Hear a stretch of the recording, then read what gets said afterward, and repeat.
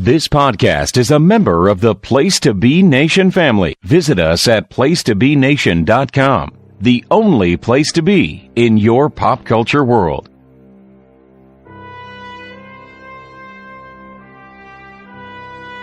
Welcome to the Marvel Age podcast featuring the Sarcastic Four, Episode 2, 1963.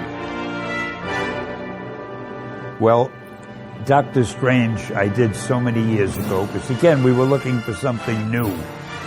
And there are so many phony magicians, who do stage acts and so forth and tricks. And I thought, what if we really had a guy who could do magic? Now, the one unusual thing to me about Doctor Strange, when people would try to portray a magician saying, let something happen, they'd usually have the magician say, abracadabra. I didn't want to say things like abracadabra. I wanted to make up my own incantations. So I'm quite proud of the expressions I made up. One was, by the hoary hosts of Hoggoth, so let it be. Or by the crystal moon of Sidorak. And to me, it sounded very mysterious. He could say those things. Place to Be Nation, pop!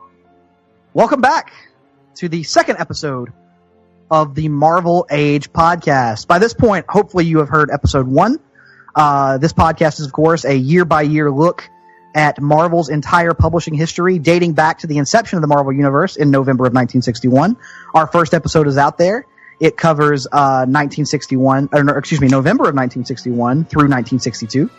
In addition, we've even launched our very own reaction show as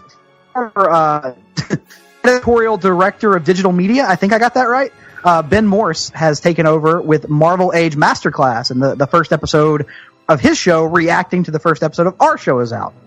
But as I said, this is our second episode, and for our second episode, we bring back in all their glory the Sarcastic Four, starting with the West Coast contingent, the manager himself, Mr. Todd Weber. Todd, how are you this evening? I'm doing well. I have recently relocated my podcast studio into my bedroom. So you may not hear the comings and goings of various people in my household, or dogs growling or barking, or you may hear a bird tweet here or there because I'm just outside a window. But I hope this is a helpful solution to all of my podcasting foibles here to date. Absolutely. The Weber family is, of course, the first family of Marvel Age, much like the Fantastic Four. And without the Fantastic Four, we wouldn't have the Sarcastic Four, which brings me to the next member of our panel. He is the Ben Grimm of our show, Mr. Tim Capel. Nick, I want you to know that I would crawl through a mile of asbestos and scale sheer walls to do this podcast with you. Well, let's hope for no mesothelioma on your end. But as you mentioned, asbestos, our show would not be complete without our very own Human Torch. Russell Sellers, how are you this evening? I'm on fire. Totally, of course you are. Totally flaming on. But are you coming like fire is the question. Yes, always coming like fire. And you can catch me on that first episode of Marvel Age Masterclass with Ben Morris as I come like fire all over the place on that one. Absolutely. And, I gave Tim and Russell nicknames to draw analogs to the Fantastic Four, so I must go ahead and admit that I am, of course, the Invisible Woman to Todd's Mr. Fantastic, based solely upon the nights we shared together in a Dallas hotel room. I feel that's most appropriate. So that's what we're going to go with. So yeah, here we are, the second episode. Before we get into our subject material, guys, let's take a moment and kind of address some stuff that's happened since our first episode. I don't think any of us saw the response to our first episode coming that wound up happening. We got a pretty big response from both inside Place to Be Nation and outside as well. Seems like we've touched the nerve here. Was this something that you guys were expecting, and were you as taken aback as I was? Really shocked, genuinely. Shocked in a good way, though. Loved hearing what everybody thought about the show. Was, of course, supremely happy that Ben Morse loved it so much that he wanted to do a reaction show to it and become our very own Chris Hardwick. So yeah, it's, man, what a ride it's already been, and we've only gotten one of these in the can so far. Yeah, I am personally overwhelmed by the fact that a couple of the wrestling diehards from Place to Be Nation are actually reading comics because of this show, or in part because of this show. So that's quite the achievement, I would say. Yeah, it's kind of crazy too, because I feel like we've recommended, on our various podcasts, lots of more modern access points into comics. But I think there's something about coming from that wrestling background where you want to build these in-depth chronologies and continuities. And so I think taking it all the way back to the beginning was perhaps more appetizing to some of those, some of our wrestling compatriots. Tim, what about you? What's the response been like on your end? I would have to concur. I've been really taken aback by the response we've gotten outside of the usual circles. Not just Place to Be Nation Comics, Place to Be Nation Wrestling, certainly very surprising. But folks, I've not actually had the opportunity to interact with to this date. So that's been pretty cool to me. And I'm just wondering if our progression on this podcast might mirror the progression of the Marvel Universe itself, where we're sort of feeling things out and surprised by our own response. Not to pat ourselves on the back too much, but we could really be tapping into something here that I think people are interested in, and I hope we can really serve their interests and live up to whatever expectations they might have for a show like this. Absolutely, and you give me the perfect segue, as you mentioned, kind of finding our way through this show, the way much like Stan Lee and Jack Kirby and Steve Ditko and those early collaborators were doing with the early days of the Marvel Universe. So before we launch into our subject material, let's kind of, 62, I think, or 61 into 62, I think we all kind of agreed last time, was a year that saw a lot of ups, but also its requisite share of downs.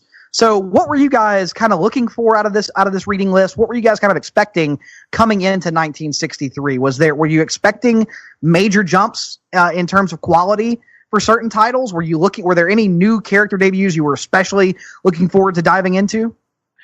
I didn't really feel like there was going to be much of a jump in quality because, as we've seen in modern comics, even whenever you're like drastically changing things from year to year, you don't normally see like major shifts in terms of quality. Like it's usually kind of comparable. Like that kind of change is slow, and I didn't figure that was going to be the case, or wouldn't be the case for 1963. As far as like major debuts, I was really looking forward to some new villains coming in because I knew that 63 is a big year for that, particularly on the Spider-Man end. But what I found most surprising was that there was indeed a jump in quality. Maybe not to the degree that I'm going to suddenly become like a big fan of certain series, but I think I know the one you're referring to. Yeah, but when you look at the comparison of the previous year to this one, it is pretty noticeable. There's a stark contrast between the two, most notably in art quality. Mm-hmm.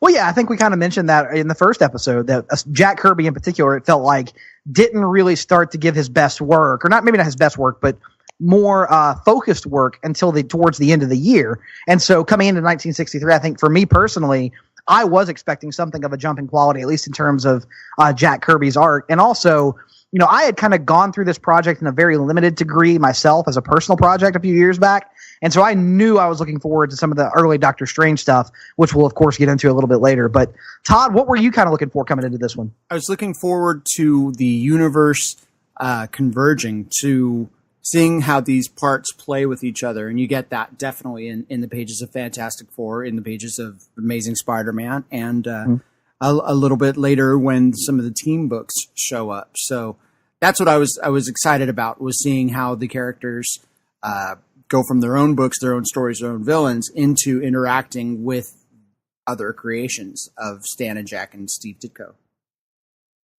Absolutely. Tim, your thoughts coming into this one?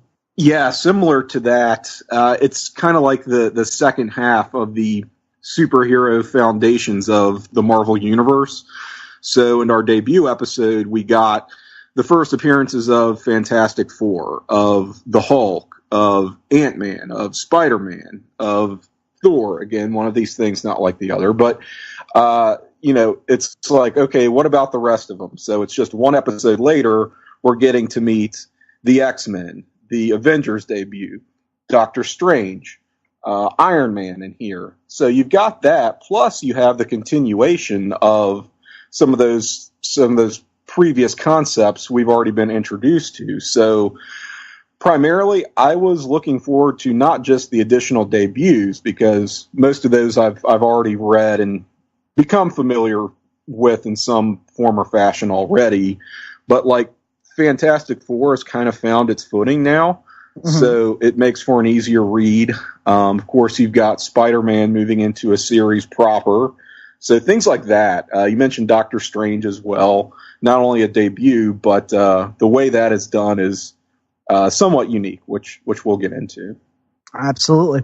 Well, no better time than the present to dive right into our reading list for 1963, and no better place to start 1963 than where we started with our first episode, and that's of course with the first family of Marvel, the Fantastic Four. As we dive right into January of 1963 and Fantastic Four number 10, I believe this one. Somebody help me out. Did this feature the return of Dr. Doom to the pages of Fantastic Four? I believe it did. A pretty surprising return, honestly. It kind of seemed back and forth, or at least the tease on the cover makes it seem like you've got this Reed Richards heel turn. Yes. Which could have been a fun thing, and that's not entirely an untrue tease from the cover, but as we get into this one, you start to see that it's going to be a Doctor Doom story, and not a bad one. It's actually I found this plot to be somewhat interesting. If there were also some unique situations within the panels of this one, you've got that trademark Stan Lee, Jack Kirby fourth wall breakage right from the cover here too. Yeah. I mean, to Ben Morris's point about how innovative Fantastic Four was in doing things that you didn't see from other superhero team comics. Here we go. Prime example. This is downright Morrisonian for the 1960s. Yeah, so the conceit is that Stan and Jack are chronicling the real-time, real-life adventures of the Fantastic Four. But we all know that they're in our world, our Earth Prime, if you will. And Dr. Doom comes and decides to, I don't know what you say, influence the FF or lays a trap for them through Stan and Jack. Right. Which is just nuts. I mean, like, it is like Tim said, it's very Morrisonian, but it's weird that I don't really know of anybody that pulled that trick in between Stan and Jack and Morrison doing it with, I guess, what was it, Animal Man much later on. I mean, I know you had the two company creators reference each other in stuff like, what was it, Todd? You can probably tell me. The old Halloween-themed issues that both companies used to do were always focused around this very specific Halloween parade in this one, small town. Does anybody know what I'm talking about? The Rutland Halloween. There you go. Unofficial crossover. The Night of the Reaper is probably the most famous story that features that parade. And that always confused me when I was a kid reading that story. So it was like a contingent of, New England-based writers that came up with this idea. I think it's Rutland, Vermont, right, that I'm thinking of, that has this famous Halloween fair every year. And everybody kind of, it was like an in-joke that unless you were really in the know, especially as a fan, you didn't realize that this was supposed to be the same event that characters from both companies were, in attendance for. Right, and I guess, that's the only other thing I can think of like that, but even then, comics creators themselves didn't play an active role in the story. So this really is remarkable that they did this so early on. 10 issues in is not like they've built a ton of cachet with the audience. Yes, it's a runaway success, but I thought it was really cool that they were able to pull this off. And can we also point out that there were some other just strange moments in this issue right from the jump? you got Mr. Fantastic trying to take a picture of Sue while she's invisible. Mm-hmm. And he refers to his process as a vibra light. And my first thought was, well, so that's what a superhero vibrator would be. Why do you need a superhero? You're Mr. Fantastic. Anyway, so I was going to say, bring on the Mr. Fantastic jokes. I figured it was just a brand name. And then just a few panels later, they're out in out in public and having their own celebrity moments, like just being ambushed by people. And then Sue Storm gets yet another Me Too moment with this random dude who's trying to feel her up on the street. Hands off! Get lost, repulsive. Oh God! Yeah. So when she's visible, she's basically being groped and told to smile, which this person literally does.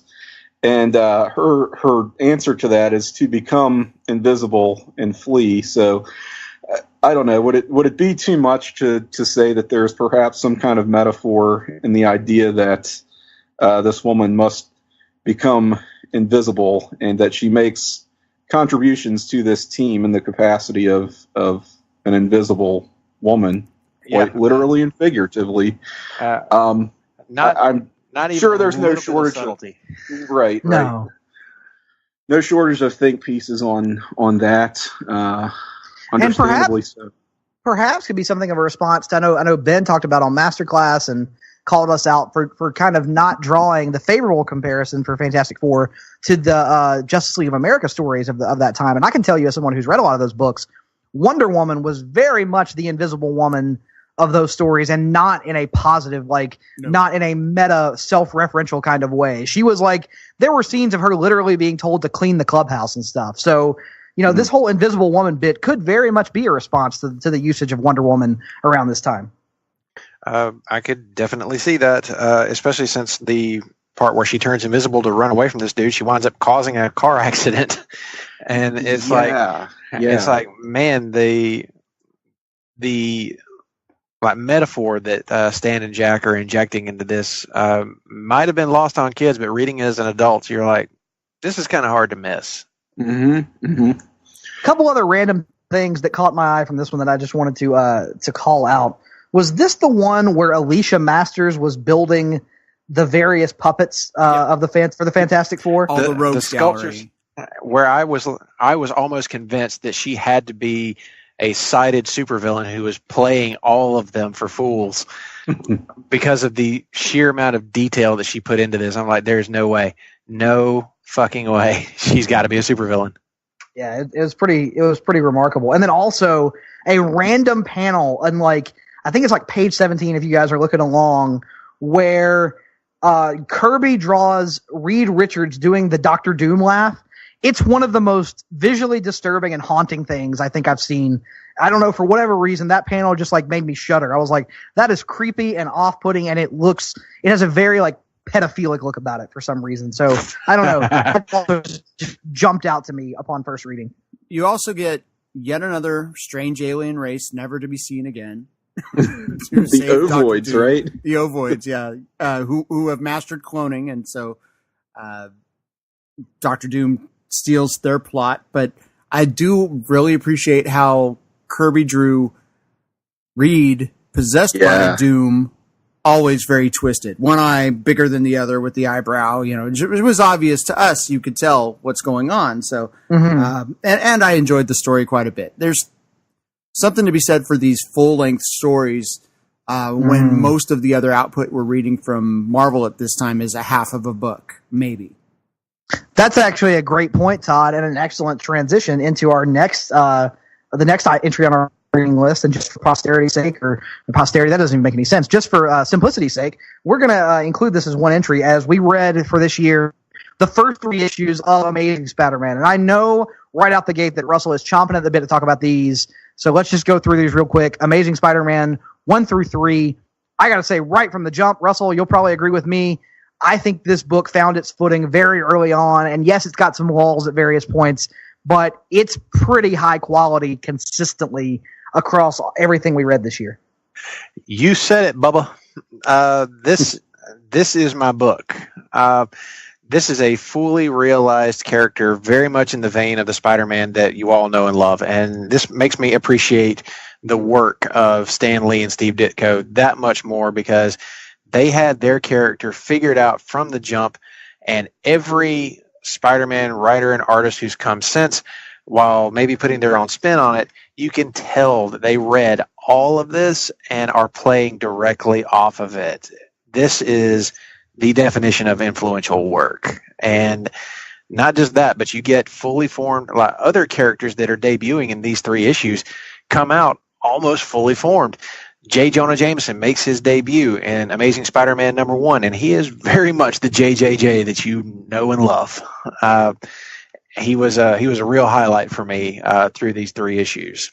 And I also really appreciate that, to my point about Amazing Fantasy 15 being something of a supervillain origin story, Stan Lee keeps playing with that theme. He keeps showing us Peter Parker struggling with the idea of committing criminal acts, using his powers for personal gain, even though it really wouldn't be just for his personal gain. It would be to help his Aunt May, who is now in dire straits due to the death of Uncle Ben, to the point where she's like pawning off jewelry, and he's thinking, oh, well, it'd be so easy. I could just go steal money and nobody would even know I was there. But then it occurs to him, what would Uncle Ben think of me if I did that?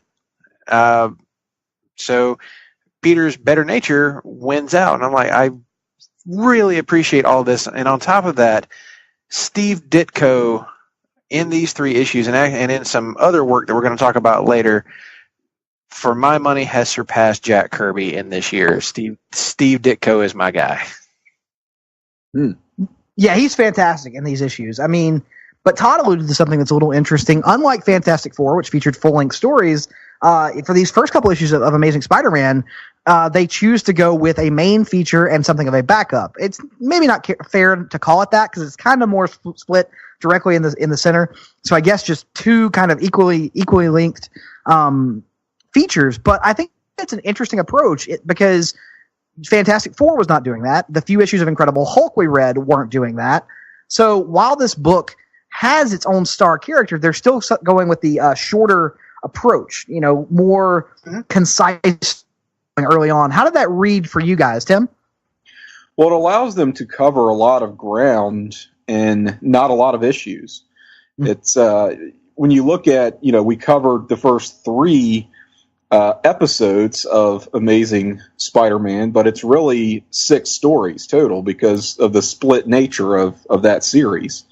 And it's kind of like what you would find as installments within one of the anthology books, where, think back to some of the early Thor that we read, certainly Amazing Fantasy as well, with Spider-Man's debut. These were like 15-page stories, basically, and they didn't feel short by any means. It was just the way that they were paced.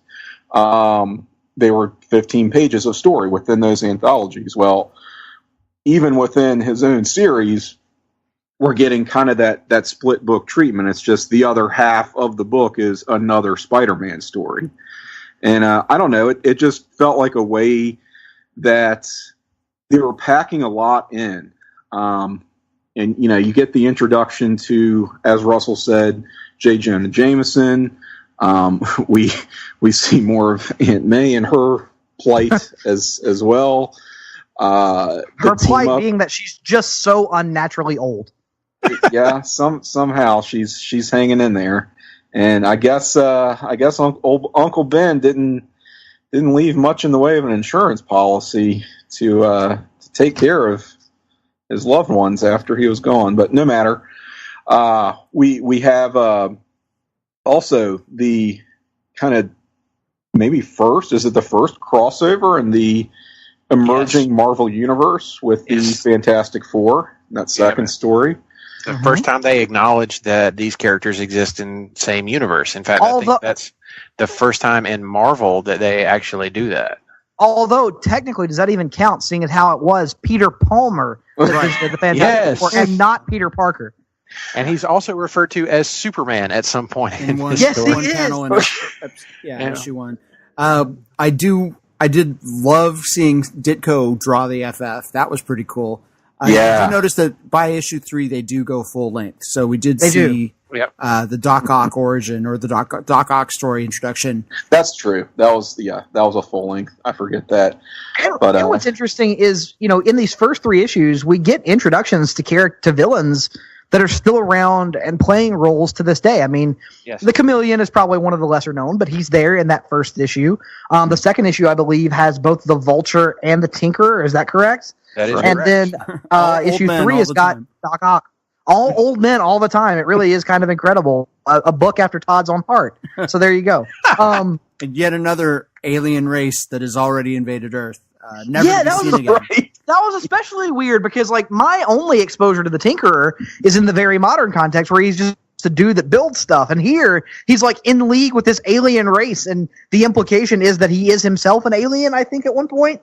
But it's clearly later retconned. Yeah. It was a weird kind of story. I dug it, but it might have been the one in this particular set of issues where I kind of side-eyed the whole thing a little bit there towards the end. That's perhaps true, but I think for me the weakest one, because there's 2 in issue 1, 2 in issue 2, and then of course you got the full lengther in issue 3. I think the weakest one for me was probably the first one, honestly, because it focuses a lot on John Jameson, who is a character, especially in the modern context, has kind of been relegated to something of a throwaway character. He's only called upon in very rare circumstances, and there's not really a ton done with him these days. Whereas the other ones all felt like they are still relevant today, if that makes some level of sense. Yeah, and I personally appreciated, and I can even appreciate it so much more now, some of the origin stories for these characters. Like the origin of Doc Ock was the first time that I really felt like, okay, they're showing us a really tragic character and giving us an explanation for why he's acting the way he is. They actually reference that he has brain damage in the story. So I was like, oh man, he is now a tragic figure, and his monologuing and the way that he carries himself, his planning and everything, that hasn't really changed all that much since 1963 into the modern day. Maybe his plans have gotten just a little bit more sophisticated, but he still feels very much like the same Otto Octavius that we've always known. The only maybe weird thing is that everyone just calls him Dr. Octopus. Almost no one calls him Octavius except for the narrator. Mm-hmm. And that is a common theme, throughout the entire story. But I'm glad that Todd pointed that out, that this goes to a full-length series, but as you'll notice, I think in this year, these stories slowly start to drop the chapter divisions as well, and start to go towards more full-length stories. And even in one case, we have some direct carryover that maybe was our first example in Marvel of a story that was part of a larger arc that continued from one issue to the next. Absolutely.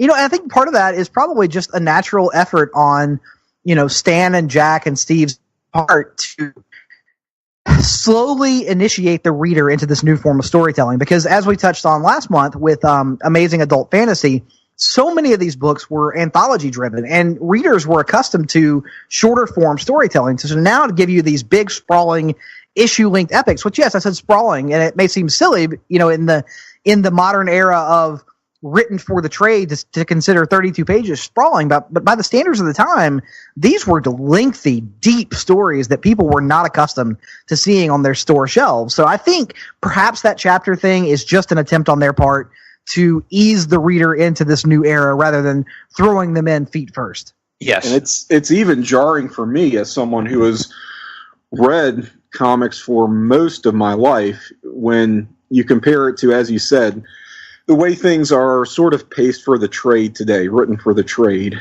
These Silver Age 1960s comics decidedly are not, and I don't know, to put it in somewhat succinct terms, let's just say it takes a good 30 minutes to read one of these comics cover to cover.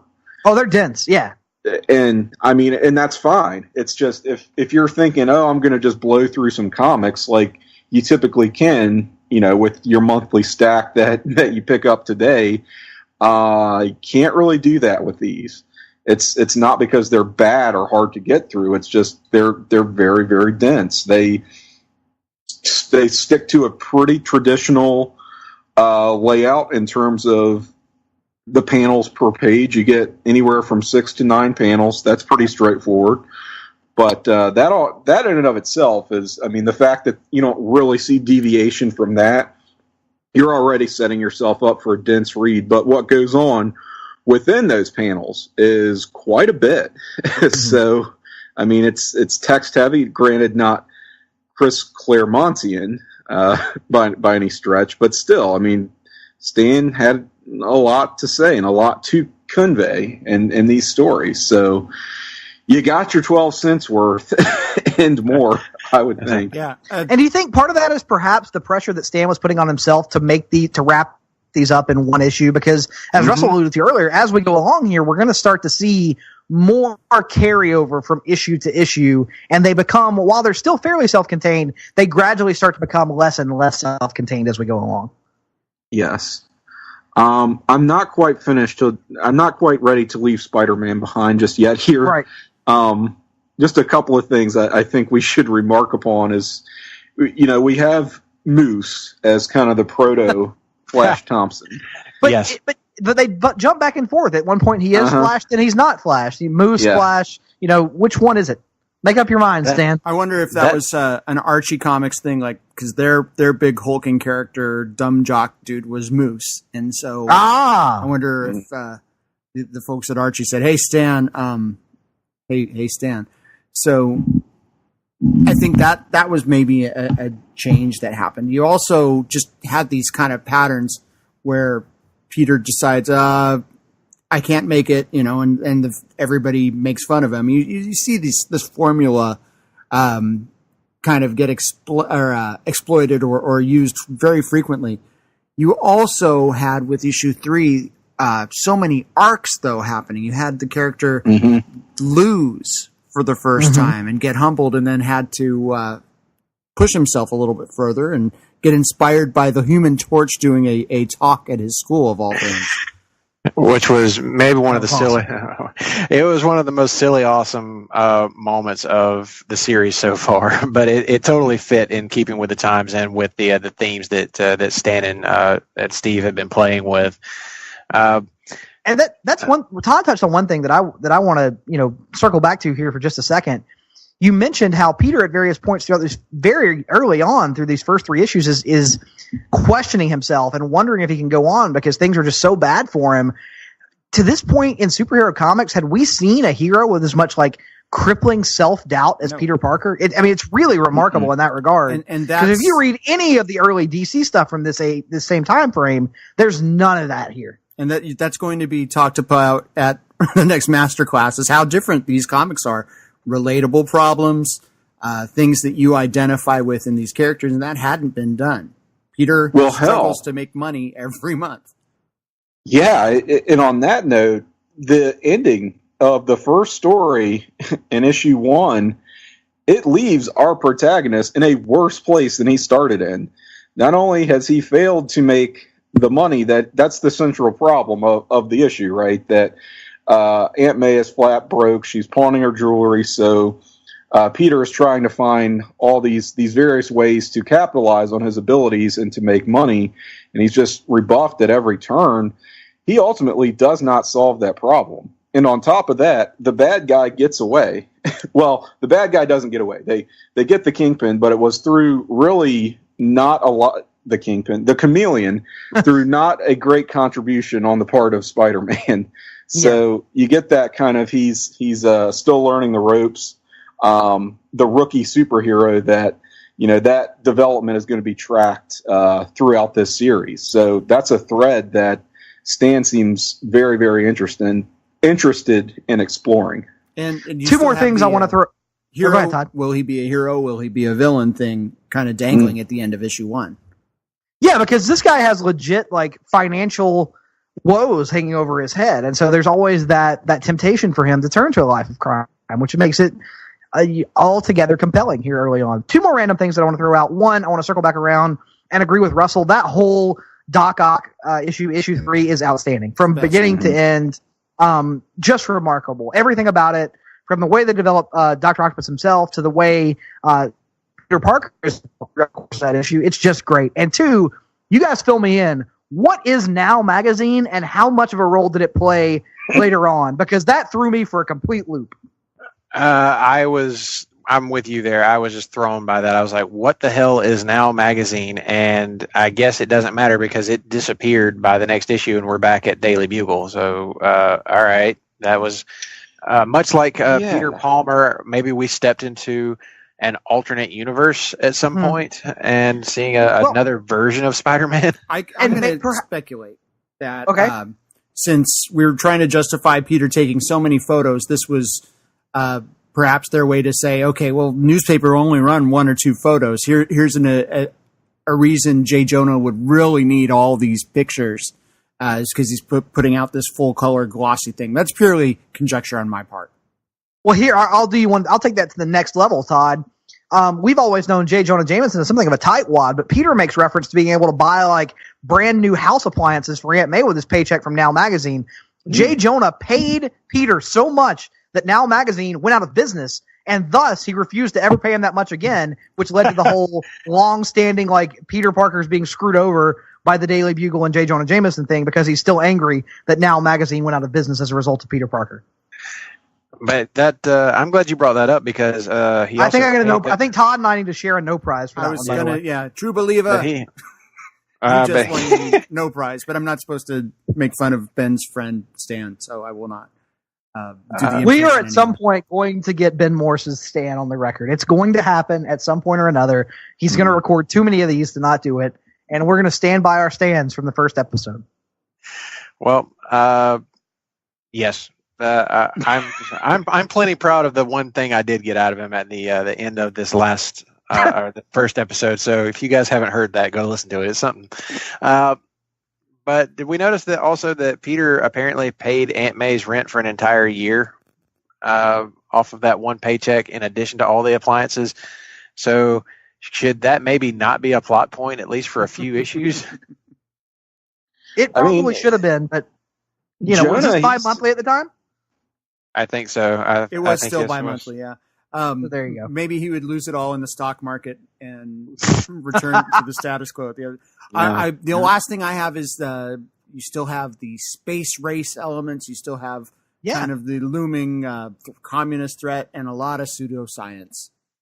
Oh, for sure. This is very much a Cold War comic, like all the way. Even though the Fantastic Four steer much harder into it than Spider-Man does, even this type of story is not immune to the Red Scare of the 1960s. Absolutely. Tim, do you have any final thoughts on Spider-Man before we move forward? Just that I absolutely love the conceit of Peter stumbling into this win-win situation of peddling photos to Jameson. So to him, he's not only making money, but sticking it to the guy that's given him so much grief. And yet, Jonah is totally oblivious to this. So he's really kind of making Jonah out to be a moron who, as you mentioned, is not so miserly yet and how he compensates his young freelancer here. So, God, that's and you bring up J. Jonah Jameson being miserly, and that's one thing we didn't touch on that I'm even afraid to delve into this early on. But do we need to talk about how the media is treating Spider-Man perhaps as a reflection of Steve Ditko's feelings on general society? It may be premature for that. Okay. I think it just serves the story at this point. Yeah, it's just I wasn't picking up on it quite that hard, so I'm thinking service to the story, but I think probably by issue 10 of this series, it may be too much to ignore. Yeah. Yeah. I will say one thing you sort of have to infer, because it's not explicit in the story itself, is that Spider-Man's treatment is different from that of the Fantastic Four because he is a vigilante with a secret identity. They are public figures. And you don't see really, I don't think any other masked vigilantes running around at this point in the Manhattan of the Marvel Universe. And speaking of that comparison, how funny was Spider-Man's quote-unquote tryout for the Fantastic Four? Yeah. Non-profit. Yeah, he was like, well, I'm done here. Yep. You mean to tell me the Baxter Building is non-profit? That's a big load of horseshit from Reed Richards if I've ever heard any. But I think we've covered Spider-Man pretty well. So let's move on to the first of our brand new character debuts, as we covered Tales of Suspense number 39, and this of course features the debut of Tony Stark, aka Iron Man. And this is I'm struggling to find the words to how I want to talk about this one, because on the one hand, I think it's actually, from a plotting perspective, pretty well done. I think it's a tense narrative. I think the art is really well done. I think Stan, even though he's being a bit bombastic here, is playing it perhaps a bit more seriously than he does with some of his other characters. But man, it's hard to get around the over-the-top Asian stereotypes throughout this issue, is it not? Oh, this one doesn't age well. No, it does and it doesn't, though. Like I don't want to throw it completely under the bus for that. I understand it's problematic and I understand it's offensive. I get all that. But I think there are some really solid story bits in between all that, and I don't want those to get lost in the shuffle, you know? I'll agree with that, especially for the character of Tony Stark, who, as we all know, we've all been critical of that character in the comics for a long time, pre-RDJ, and as having like no personality or not really having something for us to really latch onto. But in reading this story, I started to kind of see some of those flashes of the RDJ version of the character coming through, like a 1960s iteration of him, but still it is a little bit there. And I found him to be a bit more compelling than I at first thought he might be. But I do have to say that as this story goes along, it becomes a bit stock superhero origin. It starts to feel like, all right, I feel like I've read this already within this project that we've been doing. Doesn't feel like it's like really breaking the mold or anything, and some of it is, stretching beyond itself, if that makes any sense. Like it's really stretching to try and get its own footing and its own plot straight, and to keep it interesting as well. So that's where the struggle is. But do have to call out that the artwork on this is actually pretty good. Don Heck draws this one. He is the co-creator of Iron Man. And the script from Larry Lieber is not too bad at all. That's where some of the, unfortunately, the racism comes in when he starts speaking in broken English for his Asian characters. Yeah. But Don Heck's art really does work for me in these issues, even though, as we were talking about earlier, about some of these books being text heavy. This one really is at times, but somehow he very strategically places the text around his characters to keep it from taking away from the art. So I was reasonably impressed with this, if a bit undersold or underwhelmed by the overall character directions, especially I think the one part that really bugs the hell out of me is when Tony Stark is in the middle of his escape and has an existential crisis. Like, maybe get away first, then have your emotional breakdown. But that's neither here nor there by the end. That was foreshadowing for Iron Man 3 and his convenient panic attacks. So maybe it's actually been a thing in the comics from the jump for Iron Man, is he has these weird existential crisis moments that occur at the most inconvenient possible time. Well, let's just be thankful there was no annoying kid here in this first issue that would have made us never want to read Iron Man ever again. Tim, or actually, let's go to Todd. Todd, I talked about it a little bit. I wound up liking this one, but how do you reconcile? I mean, this is easily of these stories we read this year, I think it's the most conflicting one for me personally. How were you able to, where did you fall on this one? Were you able to reconcile some of the more, quite frankly, offensive elements with some of the story that's in there? No, I had a hard time with it. Okay, fair enough. Had a feeling. Yeah, just the phrase "Red Gorilla Wong Chu." No, Wong Chu, the Red Gorilla Tyrant. Tyrant, yeah. I'm gonna write a song. Wong Chu, the Red Gorilla Tyrant. We're gonna, and we have a jingle. We don't need a jingle for this show. Anthony Stark for most of this issue, actually all of this issue. So he's Anthony Stark yet again. Another scientist. Every hero to this point, with the exception of the other three in the Fantastic Four. Fantastic Four, you have Reed Richards, Bruce Banner, scientist, Hank Pym, scientist, Peter Parker, science student, Anthony Stark, millionaire scientist. It seems that there's a pattern here with the heroes of the Marvel Universe. The art is really good, particularly in faces. I have to wonder if Heck did a lot of photo referencing for this, because it is different. It's very nice to see a different artist when we've had almost everything be Kirby or Ditko at this point. But yeah, the racial caricatures, even Professor Yinsen, take me out of this very badly, unfortunately. I got you. That was one thing that was surprising to me, though. I had assumed, having not read any early Iron Man, that the character of Yinsen was a creation solely for the movie. But no, he's right here in the first appearance. So that was kind of cool to see. Tim, I'm guessing I'm probably the only one who is even trying to justify some of this a little bit. Actually, you made a point of emphasizing the tension in this story, and I did write down in my notes a little bit flippantly, but still, this is like the grim and gritty version of a Silver Age superhero comic. It really is, yeah. I mean, just from a plot standpoint, and I mean, let's consider the origin for a moment. Whereas the Fantastic Four are given, they have these cosmic rays that come along, and they definitely alter their lives, but they're able to go on living. Spider-Man, the same thing. The Hulk, the same thing, even though you can say that half his life has been taken away from him. Hank Pym has lost nothing by virtue of his transition. But Tony Stark, his origin story is that either he is Iron Man or he might die. Like, that is, and to me, that is the most, those are the biggest stakes that have been introduced in one of these early stories that we've seen thus far to this point.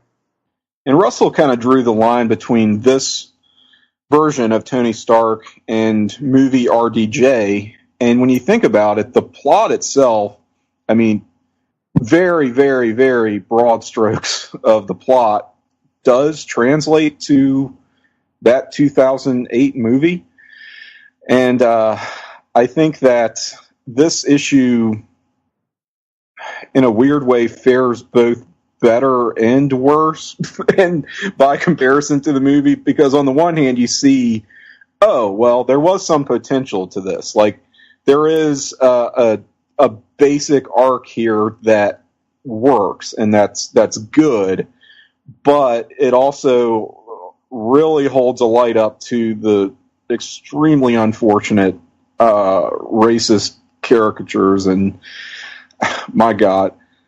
To Wong Chu, thanks for everything, Larry Lieber. Well done, Tim. That's unfair. I shouldn't lay this at Larry Lieber's feet, but no, it's at Stanley's. Yeah. You want to talk about product of its time? This one, there's really no excusing it looking back, but I do get that. Okay, the idea is sound.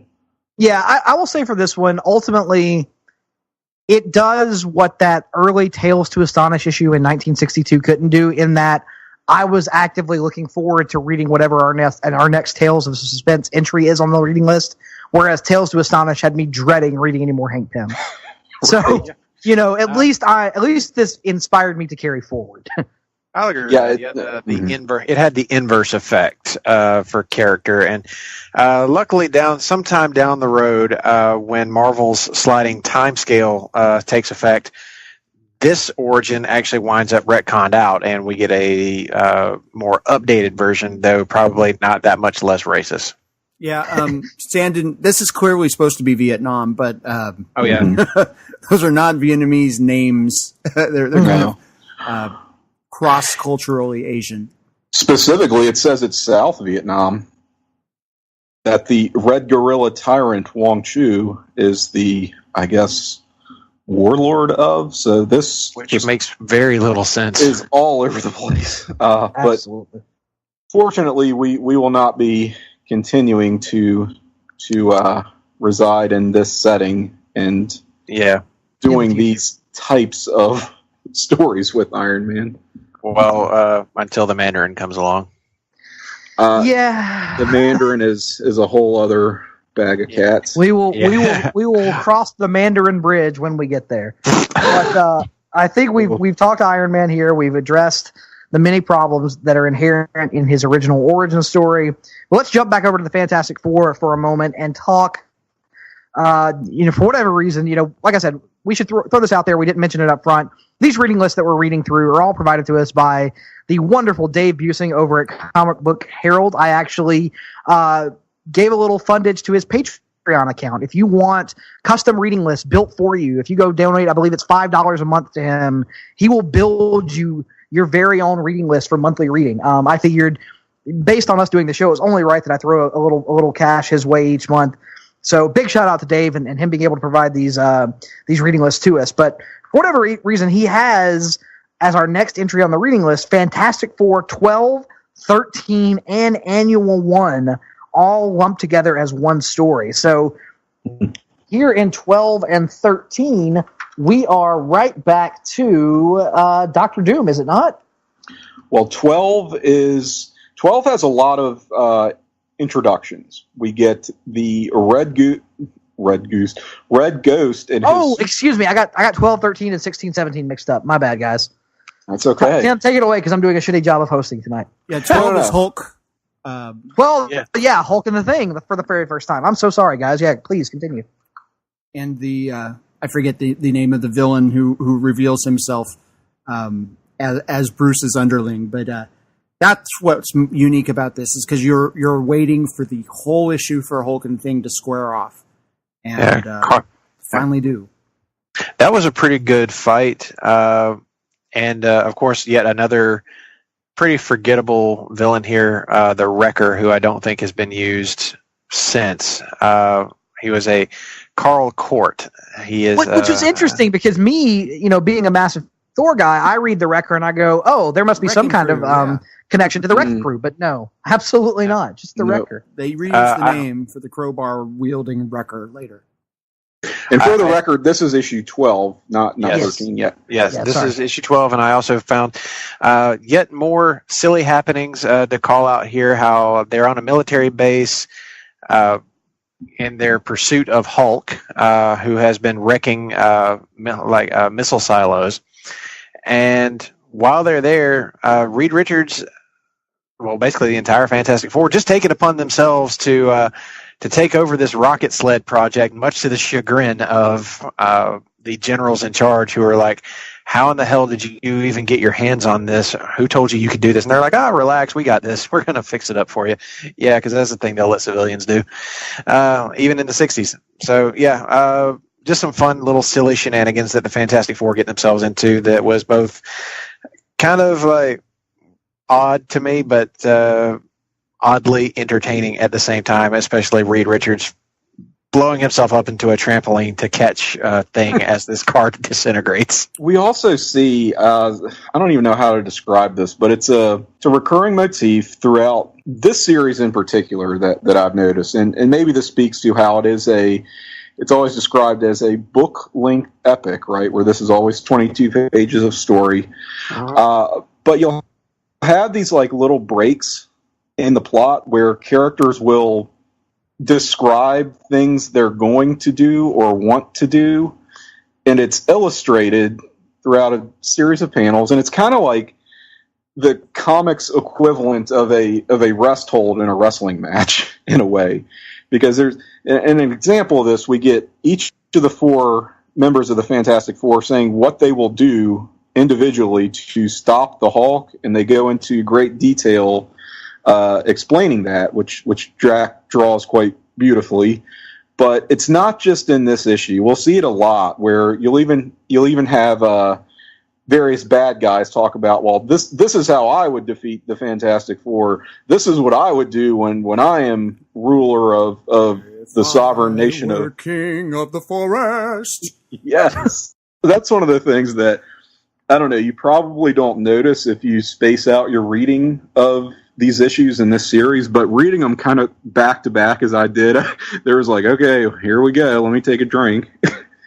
So I don't know if anyone picked up on that, but it's something that you certainly don't see today that can be a little bit jarring, but is also charming. I noticed that Hulk can control his transformations at will here. Yeah, it's like a radioactive scale or something that he steps upon. It looks like it simulates the experience that turned him into the Hulk in the first place. I think they're still finding their way with the character. Very much so, and thankfully we didn't have to read any individual issues of Incredible Hulk this time. And one thing that's actually interesting, Russell, you said it, we didn't have to read any individual issues of Incredible Hulk for this year's reading list. Part of the reason is because the same month that Fantastic Four 12 was released, they canceled Incredible Hulk. It was his final issue, Incredible Hulk number 6, for the time being, was released. So after Fantastic Four 12, there is no more Incredible Hulk solo series. Yeah, can't imagine why. For more on that, see Marvel Masterclass. But in any case, Todd's right. They're still finding their way with this character, trying to figure out just exactly what to do with him. But I'm glad we did away with the whole he changes at night, werewolf, Mr. Hyde deal. Yeah, I am as well, but I don't want to criticize Dave too much because he's been very gracious to put these out there for people who want to get a good Cliff's Notes. But I almost wonder why the transition from gray to green and the transition from going away from that nighttime transformation to a self-controlled transformation wasn't covered on the reading list. That seems pretty significant and something that probably should have been in there, at least in terms of understanding the chronology of the Hulk character as he developed. Maybe. I'm going to go back and read. I'm going to torture myself and read some of this Incredible Hulk to see if I'm sure they'll explain the transformation thing, but I'm actually thinking that the gray to green thing is probably just something they ignore. They just decide to start coloring him green because it was more interesting. Because as we pointed out with the Iron Man debut in this year, it was kind of that the 60s Silver Age equivalent of a grim and gritty kind of story. Incredible Hulk number 1 was that for the previous year. And I feel like with that character, by including him here in Fantastic Four, I think they were trying to move that character away from that feel and make him a little bit more, I guess, for lack of a better term, fantastic or fantastical. Yes. They wanted him to be that. They wanted him to feel like something that the kids would really get into. Less monster movie, less horror kind of book, and more superhero. And what better way to do that than to put him in the pages of the Fantastic Four? And I want to say it looks like this issue was on the stands at the same time as ASM number 1. So it's actually 2 crossovers in the same month. We get, although this being kind of the Hulk swan song with his solo series, still he's guest starring in Fantastic Four, the Fantastic Four guest starring in Spider-Man. So they lean pretty heavily into that quite quickly. Yeah, they go heavy on the crossover points right from the jump. So this is a common theme for Marvel throughout its history. And here I find it really interesting just because for the first bit, for that first year, the 61 to 62 we read, everything felt very self-contained, like these characters aren't going to be aware of each other at all. And then just all of a sudden, in less than maybe 6 months later, they are all keenly aware of each other, although there is a theme that runs through several issues that they don't necessarily believe that the stories they hear about these other characters are real. They think that maybe it's made up stuff. So that's a theme that I think we're going to touch on in just a few minutes. Yeah, well, great point, Russell. Yeah. And you'll recall that in issue, I guess, 2 of Fantastic Four, they scare off the Skrulls by recounting stories from Incredible Hulk comic books. So Yes.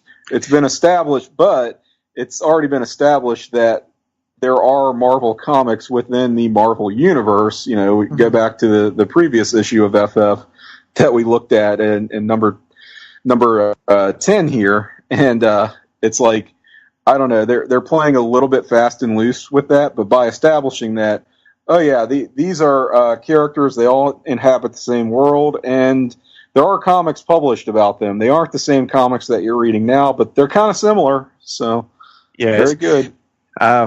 Breaking the fourth wall and going meta. That was a Marvel thing from the jump. Yes. I'm going to point out one random panel. This is in reaction to the Thing tearing up something and saying, I would do this to the Hulk. And General Thunderbolt Ross says, oh no, the Big Ape ruined my bound set of telephone books. Of all the... I did chortle quite a bit at that. And then, I'm so glad you brought that up because Reed Richards says they'll reimburse him. your Also, collection of phone books. What in the even for the 60s? What in the actual fuck? Your bound collection of phone books. And you guys want to talk about things that are fully formed from the jump? That Thunderbolt Ross mustache is on point from the very first appearance all the way up until now. Just outstanding mustache work that made you understand why Sam Elliott was cast eventually in the Ang Lee Hulk movie. One other thing, a theme I think we need to track here as we go along, and I think I know the answer to this, but I'll throw the question out at various points throughout this podcast as we go forward. Is there ever a point at which Rick Jones does not suck? Thus far, the answer is no. Also, still throwing this out there, my theory about Rick Jones from Incredible Hulk #1 still stands. They are Yes. often with hands upon one another. He loves Bruce Banner. Well, does that mean that later on in future episodes we're going to discuss how much he loves Steve Rogers? You know what? I think that he probably does, because I mean, there was nothing wrong with it, but I guess whenever it comes to the 1960s and you're trying to put a gay character in your comic, you had to be a little ambiguous with it because people were probably not quite ready to accept that yet. But Rick Jones, maybe the first major mainstream gay character in comics. And of course, Actually, I want to. You know, you're joking a little bit. I think I actually want to talk about perhaps the debut of a mainstream gay character a little bit later on, and I think Tim knows where I'm going with this. But let's move on to actually, Todd, you had something real quick. just when Bruce reappears after changing back from being the Hulk, he resembles my roommate Jakob with his baseball cap and glasses. That's a callback to Talkin' Pop. How about a Yes, little inside yes, baseball, it is. folks? Are you Yes, suggesting that Betty Ross is very loud? Oh, no. No comment there. That's maybe Sue Storm is rather loud. Yes. There we go. As There we our go. crossover event, She would have to be. You can't see her. look, You know, we did such a good job of avoiding the inside baseball the first time around, and it was only a matter of time before we delved into it here, I think. It's inevitable with No. Place to Be Nation. Pop. I'm gonna plug Talkin' Pop episode 2. Has Talkin' Pop won any prestigious awards here in recent I times? see where you're going. The Welpy Award-winning. Never mind. The Place to Be Nation Happy Award-winning Talkin' Pop, I should say, episode 2. It only took him 3 tries. Yeah, we got there eventually. But let's move on to the next issue of Fantastic. Go ahead, Tim. Jesus.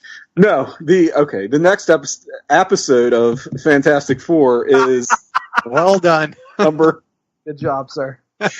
is number 12, or is it 12? 13. 13, excuse me. That's where we get the introduction to the Red Ghost and his super apes. We also get the Watcher, oddly enough, in here. I was about to say, if not for the Watcher, should this have even been on the reading list? Well, they got to the moon. Man has landed on the moon here, guys. And we get the blue area of the moon, too. I have a question a serious question about this issue. Okay.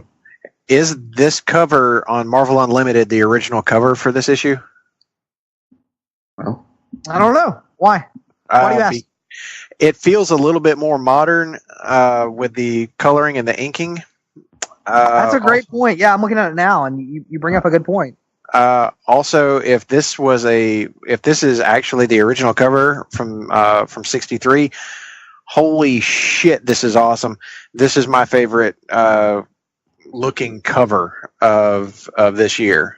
Like I absolutely love this. It could be a Darwin Cook piece of art. That's the way it looks. It looks like a Darwin Cook piece. But I actually wound up really liking this issue. It's not quite as good as the one that we're going to talk about right after it, but I kind of dug Red Ghost, and I actually really liked what this issue was trying to do and getting kids excited about space, about like exploration, and the idea of pushing themselves to discover new things, like not trying to beat bad guys. That's not the point, although this issue actually feels very Secret Wars-ish. But I just dug the hell out of the idea of trying to inspire a younger generation to want to leave our planet and explore the stars. I thought this was really great on the part of Lee and Kirby. Yeah, I don't think it hit for me quite as much as it did you, because while I found the moon base setting interesting, I don't know, something about the Red Ghost and his super apes just didn't strike me as an overly interesting villain, especially considering we had gotten to this point Doctor Doom and the Skrulls and Namor and just a run of great villains for the FF on this reading list. And this was the first one that I kind of went, I don't know, man. But to answer your question earlier, with you on the villain, I just like the plot. Yeah. To answer your question earlier, though, apparently, yes, this is the original cover, but it has been recolored for Marvel Unlimited. So. At least that makes some semblance of sense, though. But still, badass cover. Like it a lot. Tim, I think you were going to jump in there. Yeah, I have always hated the Red Ghost as a villain, as a character, and that is coming. He's from recurring. Someone. Oh yeah, this guy comes up a lot. God, no! with the know that? Here we go.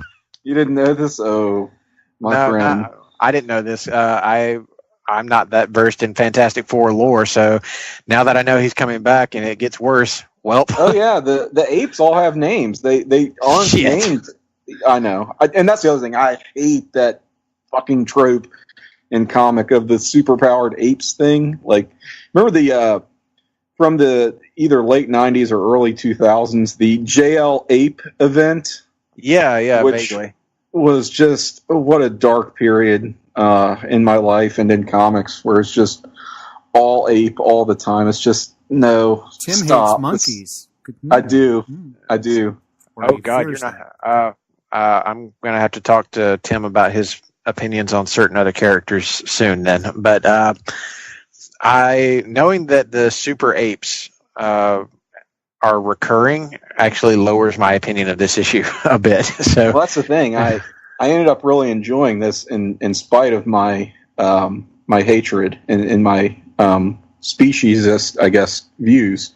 I will point out that somewhat pedantically here, baboons are monkeys, not apes. I think perhaps he was going for chimpanzee, but landed on baboon for one of these supposed apes. But no matter, we get the Red Menace being laid on pretty thick here, as was mentioned before, but then it goes in a rather almost Star Trek, like original Star Trek direction, where they're then going into this sort of metaphor of, okay, and this is not the greatest comparison to draw, admittedly, but I guess the super apes are supposed to represent the communist civilians living under the thumb of horrible, evil leaders like the Red Ghost, and you give them a taste of freedom, man, and they're gonna overthrow their communist overlords. So there's a little bit of that going on. It's a little on the nose. Yeah. And, Reed is kind of just kumbaya about the whole affair, where it's just, can't we all get along? We've both made it to the moon here. And by the way, this is the blue area of the moon, which has an atmosphere that is breathable. And you guys have mentioned the moon. I think I need to stop here, even though I was critical of this issue and kind of, not really intrigued by it as much as you guys were. I think Kirby turns in outstanding work here. All this moon-based stuff feels like it's right up his alley, leaning more into the sci-fi aspects than the traditional superheroic. So while the plot of this one wasn't necessarily for me, Jack Kirby brought it here.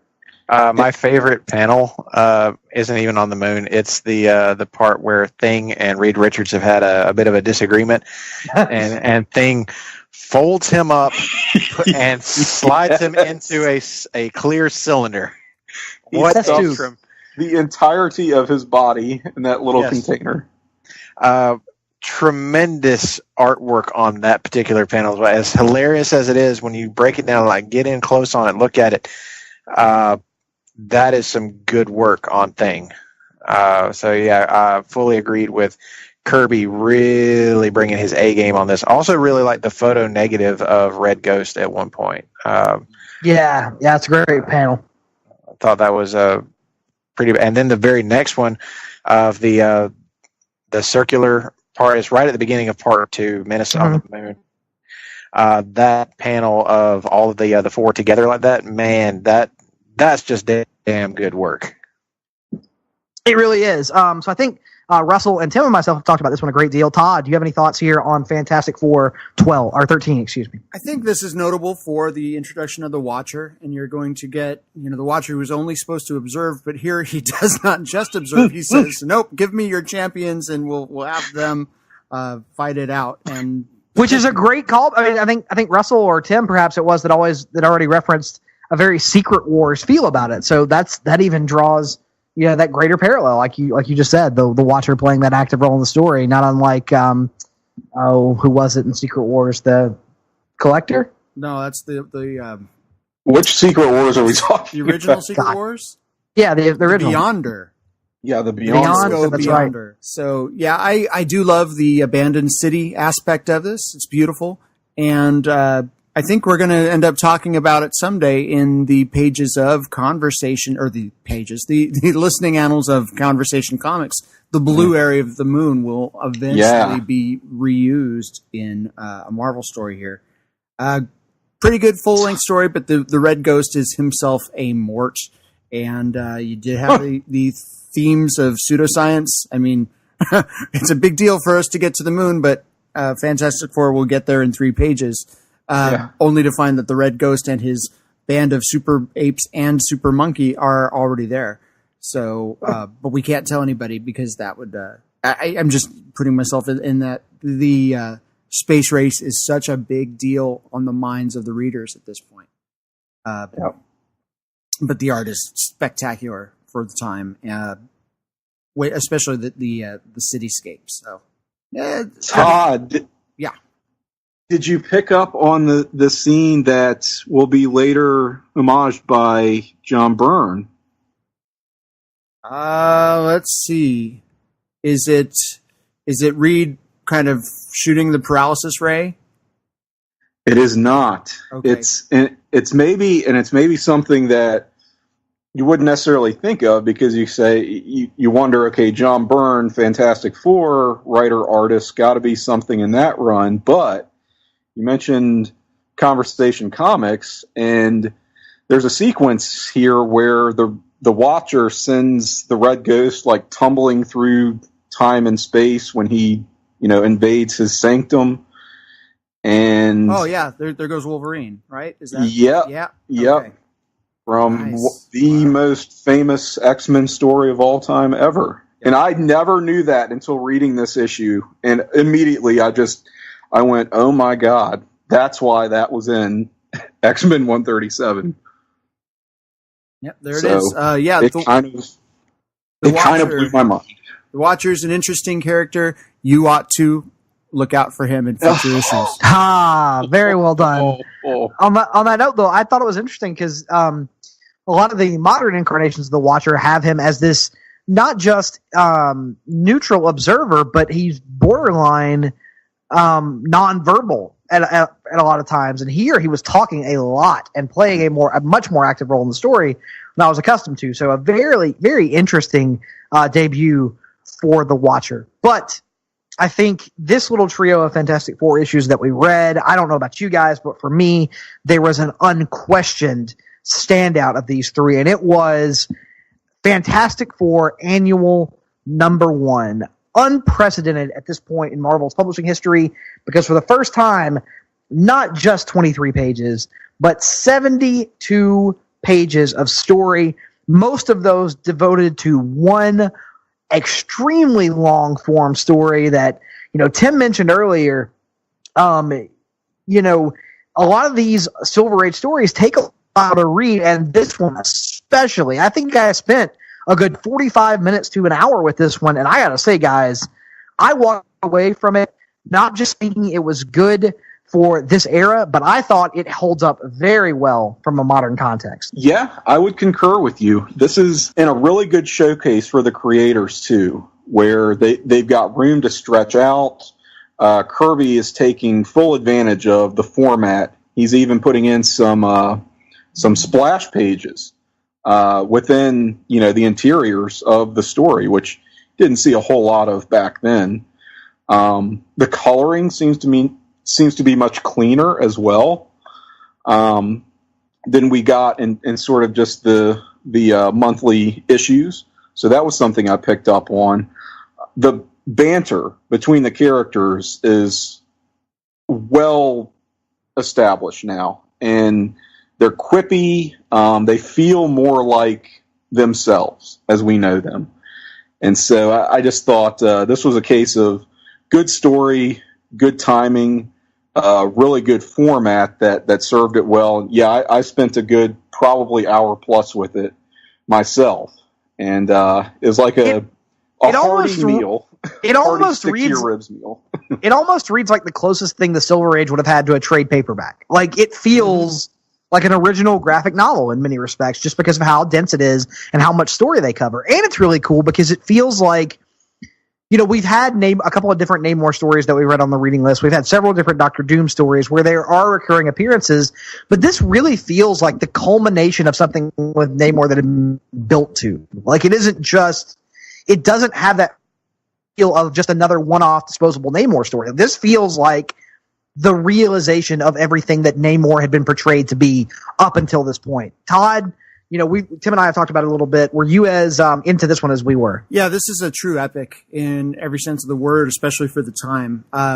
You get Namor returning to form after his short-lived stint as a Hollywood producer, evil Hollywood producer. He is back under the sea and here to kind of usurp the surface world. And I do love that you get a lot of the Atlantean families and characters, and Namor's long origin story with his parents falling in love, and all kinds of things. Plus, just fantastic art, especially the undersea sequences by Kirby. So just an amazing story.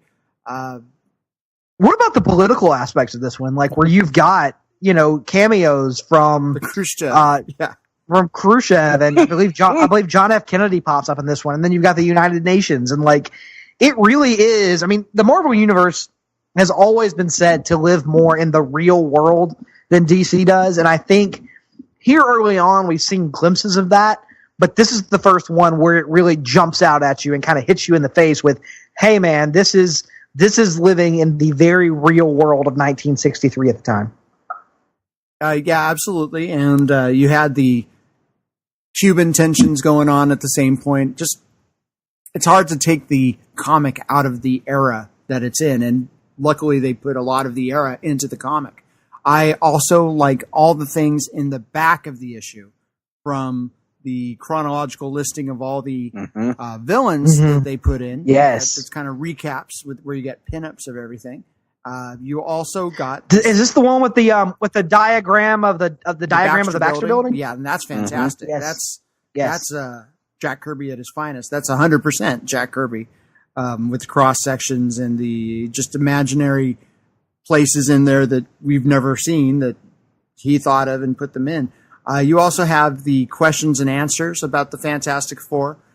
Why is Mr. Fantastic's hair white at the temples? Is he older than he looks? Well, and we thought, well, of course, he must be a little bit older, right? He's a doctor, he's a professor. But no, it turns out it turned white during World War II, which was, again, almost 20 years ago at this point, from 1963, when he aided Allied prisoners to escape from the Nazis. So a story we never have heard, but well, what about that turned his hair white? I don't know, but that was that one kind of got me. And then they talk about the unstable molecules of the uniforms, just all this extra content in the issue. You imagine being a 10-year-old kid getting this for the summer. You know, these annuals would come out during the summer. This would be the thing you read all summer long. You know, and that's a great point, Todd. And I think I said this in our little offline group chat we have. I miss the era in comics when annuals actually mattered. Because it's rare these days to go to your shop and pick up an annual and it actually feel important. Usually it's just this longer form kind of one-off story, or perhaps it's an anthology book, you know, just featuring a scattershot of shorter form stories. But there used to be a time when annuals were big freaking deals. And of course, in a future episode of Marvel Age, we're going to talk about a Fantastic Four annual that could very well be one of, if not the most influential issues in all of Fantastic Four, that being the wedding of Reed and Sue. And, you know, this one just drove home to me the role that annuals played back then and could probably still play today if comic publishers took the time to put effort into them. It is a textbook example of what you want from an annual, and Todd really described that beautifully. I was thinking exactly the same thing, just being a kid, a 10-year-old, and picking this up off the stands in the summer when I've got loads of free time, and this is going to be something I revisit over and over and over again. It's one of those gifts that keeps on giving. I especially love that Baxter Building schematic. That was the type of thing you love to see in an annual.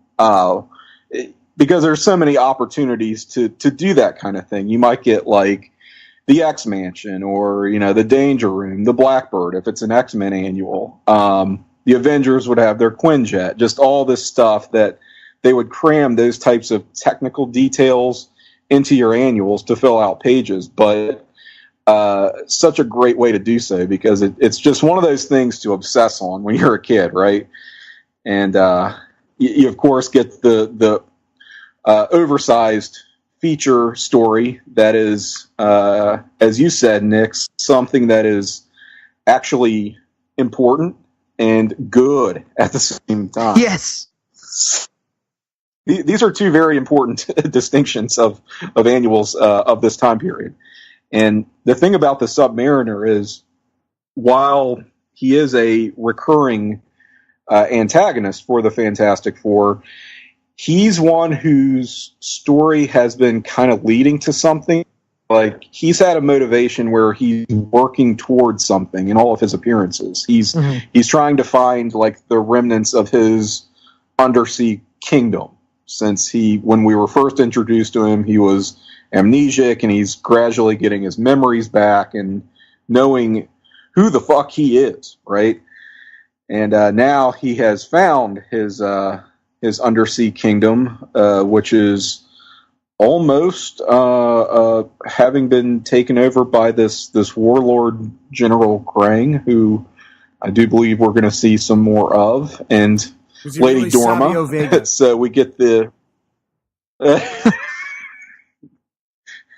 what? I'm going to leave that alone. Well done, sir.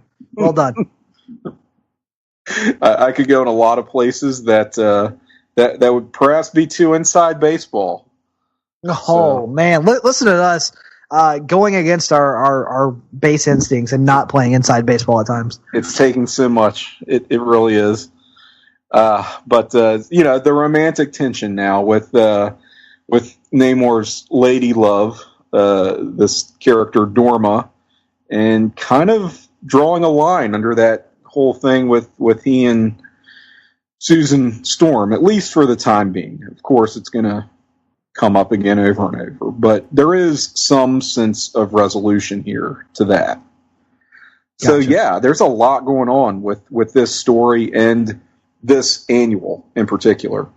Plus, you got a retelling of the Spider-Man trying to join the Fantastic Four, slightly redrawn by Kirby here. You still see the Ditko layouts, but it very obviously Kirby did a little bit more of the detail work here. Yes, an extended scene. A great point there, Todd. Not really a reprint, but not really original material either. So something of an interesting approach for the backup feature here. So I think we're all unanimous in praise for the annual. And before we take a break, let's touch on one more issue that perhaps we're going to also be in unanimous agreement on, but I think it's going to fall on the other side. And we'll see how you guys feel about it. But that being the debut issue of a little book called Sergeant Fury and His Howling Commandos. This, of course, coming from Stan Lee and Jack Kirby. And guys, I got to say, this was one of the ones on this reading list that didn't do much for me, honestly. What did you guys think of this one? I kind of liked it in a guilty pleasure way. Fury, there's very little likable about him, but the actual war story, I enjoyed that aspect of it, and trying to maybe a little bit more of emphasis on strategical maneuvers, as our former president would have said, and the actual weaponry of the time. I did like some of it, and I do like Dum Dum Dugan and your introduction to the rest of the crew, but they all were kind of interchangeable apart from the Lothario character at that point. I want to see and more Gabriel about Jones, who is drawn in the yes, not interchangeable. Yeah, Gabriel Jones, who is drawn in the same hue as Grey Hulk from Incredible Hulk #1, which is very interesting. Yeah, they were probably still figuring out how to do that. As I understand it, that was a printing error that Stan Lee later would specifically try to correct and say, hey, this is meant to be black, by the way. So that doesn't really come across in this first issue, but he is very much a black man, as we will see from issue 2 on. And is he the first notable example of an African American character in the Marvel Universe to this point? Yes. I can't. I thought so. Even a supporting character at this point. Although, granted, he is, being portrayed back during the World War II time, so not necessarily in the modern context, but he exists now in the continuity. Whereas we haven't seen anybody like that, to this point. He's white on the cover too. Yeah, he very much is. Now, this is a war comic, and I wish I was, just educated enough to talk about and draw comparisons to other war comics, and I'm just not really. So I'm afraid I may be doing it a disservice because I don't know how this looks in comparison. I can't speak about that either, Tim. I can just speak from my own perspective. I was kind of bored by this. I thought the first few pages where Nick Fury was just being a dick and leading the guys through these really sadistic forms of training was moderately entertaining, but the rest of it, when they were actually on the mission, I just I found myself just wanting to get through it and on to the next capes and tights thing, to track more of the development of the Marvel Universe, because this, with the exception of giving us Nick Fury, it's hard to really sit here and say this provides any sort of real building block for what we know today. And I suppose it is notable. It did feel long, yeah. It did, yeah. It really did. So many of these, Tim and I have touched on it a few times, a lot of these feel long, and a lot of these feel more dense than your average modern comic, but this one especially, it just felt long because it didn't have that oomph to it. It didn't have that pacing to it that I think we've come to expect from even, stuff like Fantastic Four or Amazing Spider-Man. So I don't know. I kind of wound up giving this one a big old shrug of the shoulders, verging on probably a thumbs down for me. Yeah, I do think there's value in it in just illustrating the other types of comics that were out there. We looked at the strict anthology format, somewhat Twilight Zone-esque feel of, amazing adult fantasy in our debut episode. And this here again, you have a war comic. And it's a little bit impressive how Lee and Kirby can do this somewhat effortless genre shifting. Like, they've been doing so much superhero stuff, and now we have something totally in a different direction. And from what Ben Morris was saying on Marvel Age Masterclass, maybe was more in his wheelhouse, more the type of comic he wanted to be doing versus the capes and spandex. So maybe it's throwing him a bone a little bit. I don't know. That's a good point. But this also went on longer than stuff than stuff like Incredible Hulk, for example. So it must have been at least either one, a moderate financial success, or two, something that Stan and Jack were really dedicated to. I don't know which of those is the case. I don't have the numbers in front of me, obviously, but it clearly is something that was at least interesting to the creators. They don't actually stay on it that long, but the series does continue for many, many years. Because Kirby is gone by, what is it, issue 9 or so, I think? Yeah, 7 or 9, something like that. Yeah, Kirby leaves with issue 7, and then Stan Lee leaves at issue 28. But still, that's Stan for 28 issues. Mm-hmm. More than a lot of comics got at that point. So yeah, that's Sergeant Fury and his Howling Commandos, and that brings us to the halfway point of our reading list, and thus time for a little break. So thanks for listening thus far. Stick with us through the break, and when we come back, we're going to hit on a couple of more notable points in Marvel history, that being the debut of the Wasp, and also the very first issues of both Avengers and Uncanny or adjectiveless X-Men, depending on your preference. Stay tuned. We'll be right back. Promotional consideration paid for by the following. Hey, pro wrestling announcer Kevin Kelly here. I want to make sure you are all subscribed to all the great feeds here at Place to Be Nation. It's really easy to do. Just head to iTunes or your preferred podcatcher app today and search and subscribe to the Place to Be Nation wrestling feed, which of course includes the full archives of the Kevin Kelly Show, the Place to Be Nation pod feed, and the Pro Wrestling Only feed. Subscribe, listen, and then rate us and leave feedback today. And be sure to give Justin your true thoughts. I mean, don't hold back. After all, he is kind of a jerk. Just listen to Scott.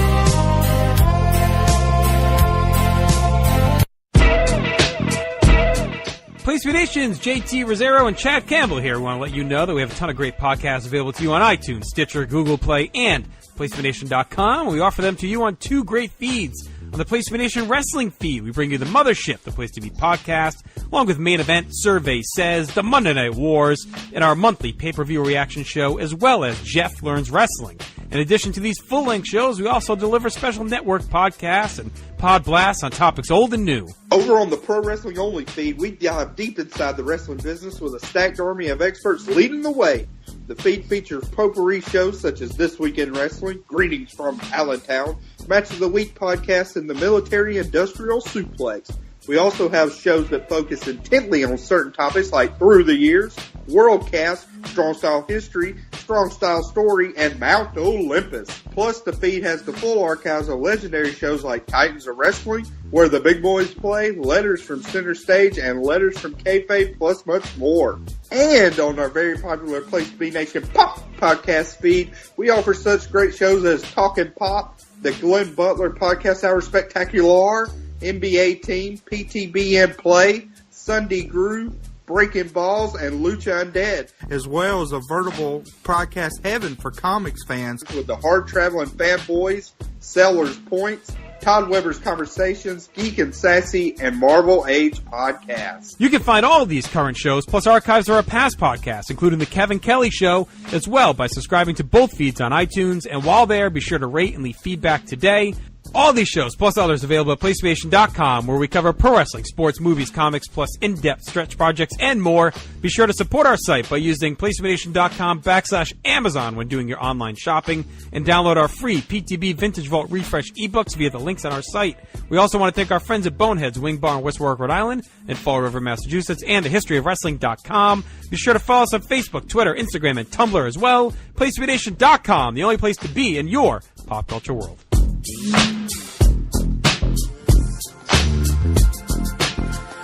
He said in winter 1963, it felt like the world would freeze with John F. Kennedy and the Beatles.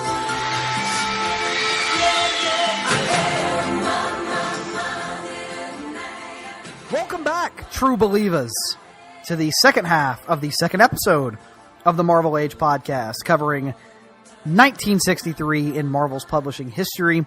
I want to take this opportunity to say that this episode of Marvel Age is brought to you by Trademark Shitty Southern Internet. That's right, Trademark Shitty Southern Internet, which affected one of the Sarcastic Four, Mr. Russell Sellers, who you may have noticed had to drop off near the end of our first half. So he actually missed a little bit of discussion, so I'm going to give him a chance to catch up real quick.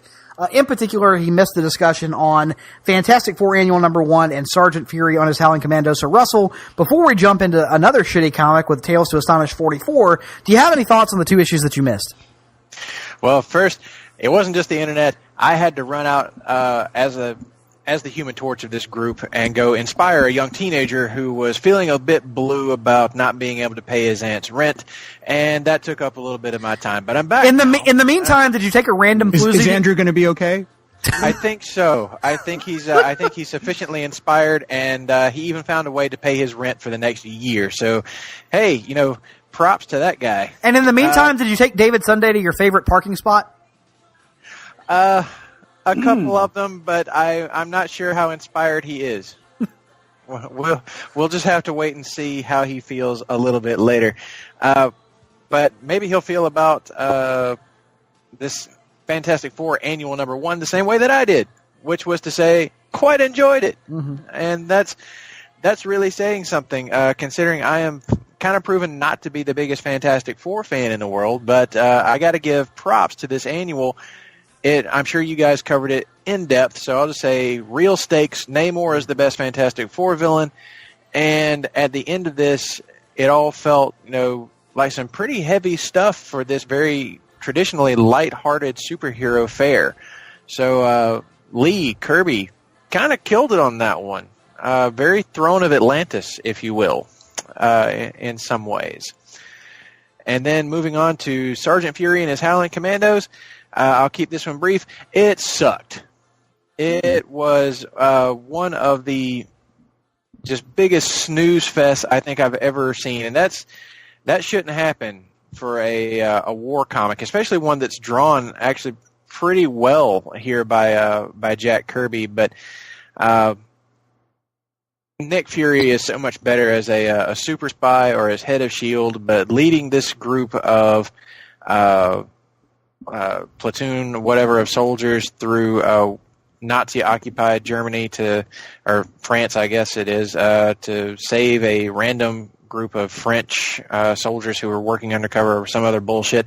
I don't know. I don't care. I lost interest within the first 3 pages of this and just kind of skimmed the rest of the way through it. There's Nick Fury, there's Dum Dum Dugan there. I've told you everything important about this issue. And we can move on now. Don't forget Gabriel Jones. Because he was colored gray, much like the original Hulk. Yes, and I, much like that first issue of Incredible Hulk, failed to give a single shit. And what a great segue there, Russell, because much like you failed to give a single shit about Sergeant Fury is Howling Commandos number 1, I failed to give a single shit about Tales to Astonish 44. This issue is notable mainly for the introduction of Janet Van Dyne, a.k.a. the Wasp, into the Ant-Man pantheon, into the Ant-Man mythology, giving him his first full-fledged sidekick and a partner that would extend across his publishing history up until this very day, and who would become, as we'll discuss later, a founding member of the Avengers. So this one here, much like our previous Tales to Astonish issue that we discussed on last month's episode, you know, there are things happening here that are moderately interesting, but the problem is there's so much dead space in between them that the issue as a whole becomes just god-awfully boring and leaves me with one burning question. Just how young is Janet Van Dyne supposed to be? Are we talking a Hal Jordan Aricia-like situation here? Like, how uncomfortable is this supposed to make us? Oh, God.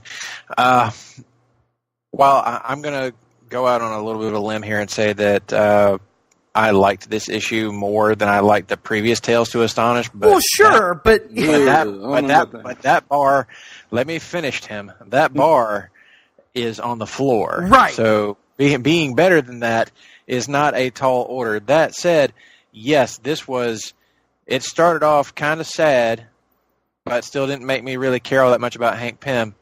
And then he's going, clearly he's trying to resist diddling this young girl, and it never gets any better. It just keeps getting more and more uncomfortable as this goes. And while credit Jack Kirby for some good art, holy shit, is Ant-Man ever going to be interesting? Is he ever going to be, more interesting than, your run-of-the-mill pedophile? I'm going to say no. I got it. Finally, I've seen it now. I'm looking at his hair in one of these panels. Hank Pym is the Jerry Lee Lewis, and Janet Van Dyne is his 13-year-old cousin. That's what it is, pretty much. Yep. And how about their... Oh, God, that terrible opening story. I'm sorry, but it just wasn't good. The whole flashback sequence and his motivation for becoming a superhero, yes, we spent a lot of time on this elaborate flashback / daydream that he's having about his first wife, Maria. and her terrible Very fate. Good.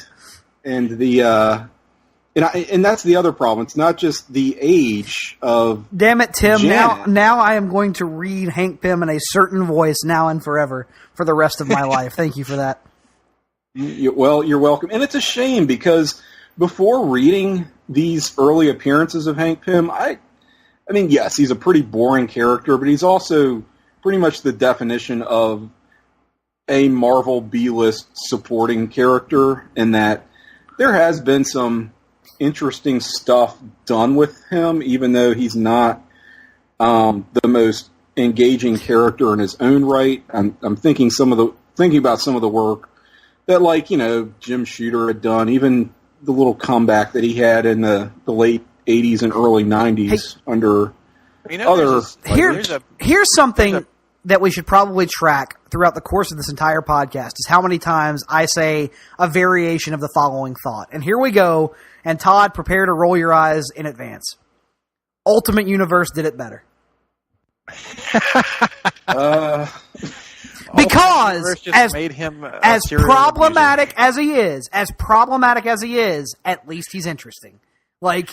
He is a man that is entirely driven by his own, ego, and his inability to process his ego being damaged leads to virtually everything interesting about that character in the Ultimate Universe, as opposed to here, where there is nothing interesting about this character.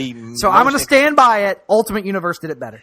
The most interesting thing in the Ultimate Universe about Hank Pym is when Captain America beats the ever-living fuck out of him, which was one of and it's an earned moment. It's absolutely an earned moment, and you care. And there's one moment here in this issue where they really get my hopes up, only to dash them, as Hank Pym loads himself into a cannon, but instead of firing himself directly into the sun, he only makes it across town. So I guess, baby steps. Well, and we have not just the issue of they give these people 20 pages of a 26-page anthology book, and it feels like 40. This feels longer to me than that Fantastic Four annual. That was my takeaway as well, and that was why I disliked this more than his Ant-Man's first appearance, which I don't think was this long, or at least it didn't feel like it was. I don't think it was either. No, it's more of an anthology length story. Yeah, and this was a 2-story issue, but the second one was much shorter. Much shorter. We have not just the unfortunate Ditko question of the Ditko story, exactly. The question of Janet's age looms large over this, but also so he's trading on the memory of his murdered wife to get a newer model. Like, he keeps talking about how she reminds him so much of Maria, just over and over and over. And I'm like, number one, why? And number two, how is that relevant? Just what is this? What are we trying to do here? And so it's just got those very strange character touches, and then the plot is, we're going back to generic monsters. I see. That's always something. They're going back to the well because, honestly, can you name, other than Yellow Jacket, name an Ant-Man villain? Ghost, because she's in Ant-Man and the Wasp.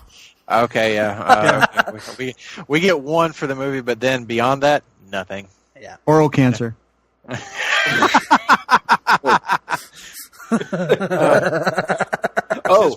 Since we're reading him as a certain character now, does that mean that we can start calling Janet Ivanka? Just to make this God! Oh no! Gross. So is he gonna become Huge Man instead of Giant Man going forward?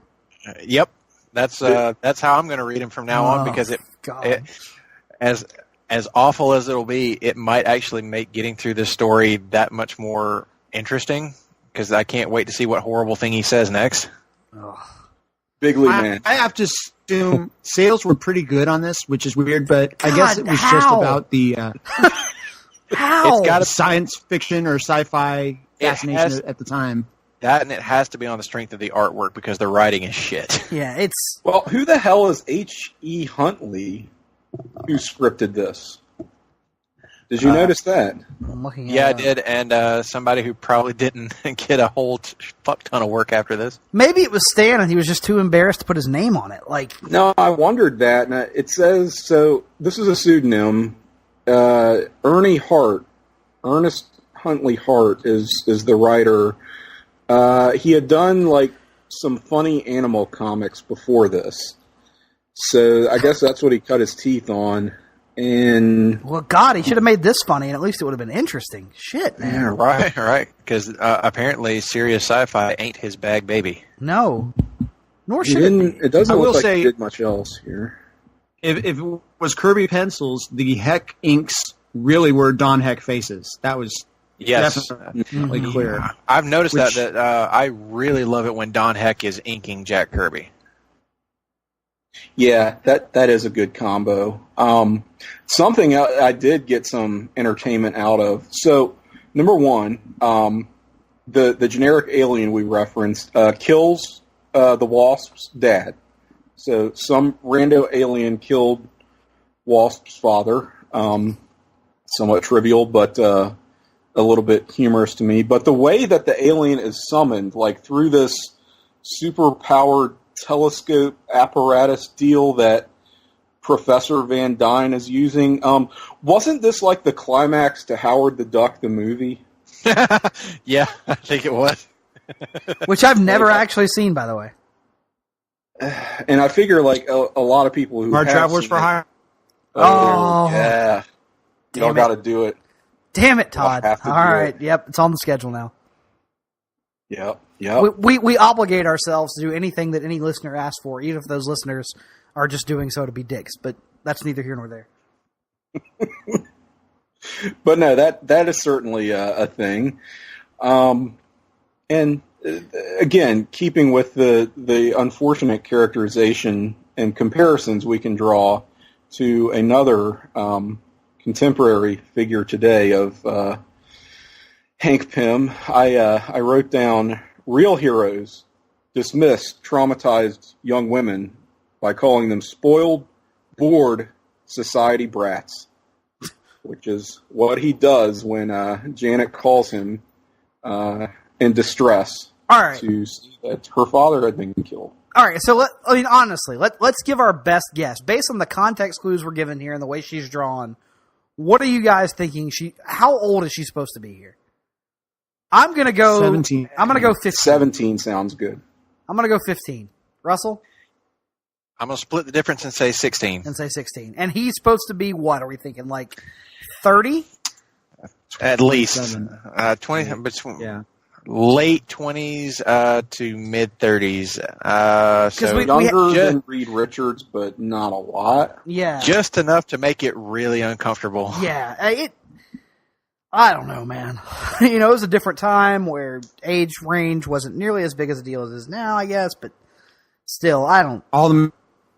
Men died at 50 anyway. Oh God. All right, so uncomfortable. All right. Yeah. So anything else we need to touch on about Ant-Man and the Wasp before we move on to dive back into some Fantastic Four? You guys got anything else? Yes, please. One more thing. Yes, please. You first, Russell. Did you have something, Russell? Really hoping for no more Tales to Astonish in 64. Okay. Really hoping for that. What I had was, this is an example of the character's superpowers being exponentially less useful to the resolution of the story, because he comes up with like an antidote to to foric acid or something like that. Yeah, whatever the compound is that this alien is made out of. So he's going to shoot it with shotgun pellets that are filled with this compound, this substance that he has put together. But in order to do that, he shrinks down. The shotgun remains full size, and his ants literally march it into the city, and he pulls the trigger while he is still ant size.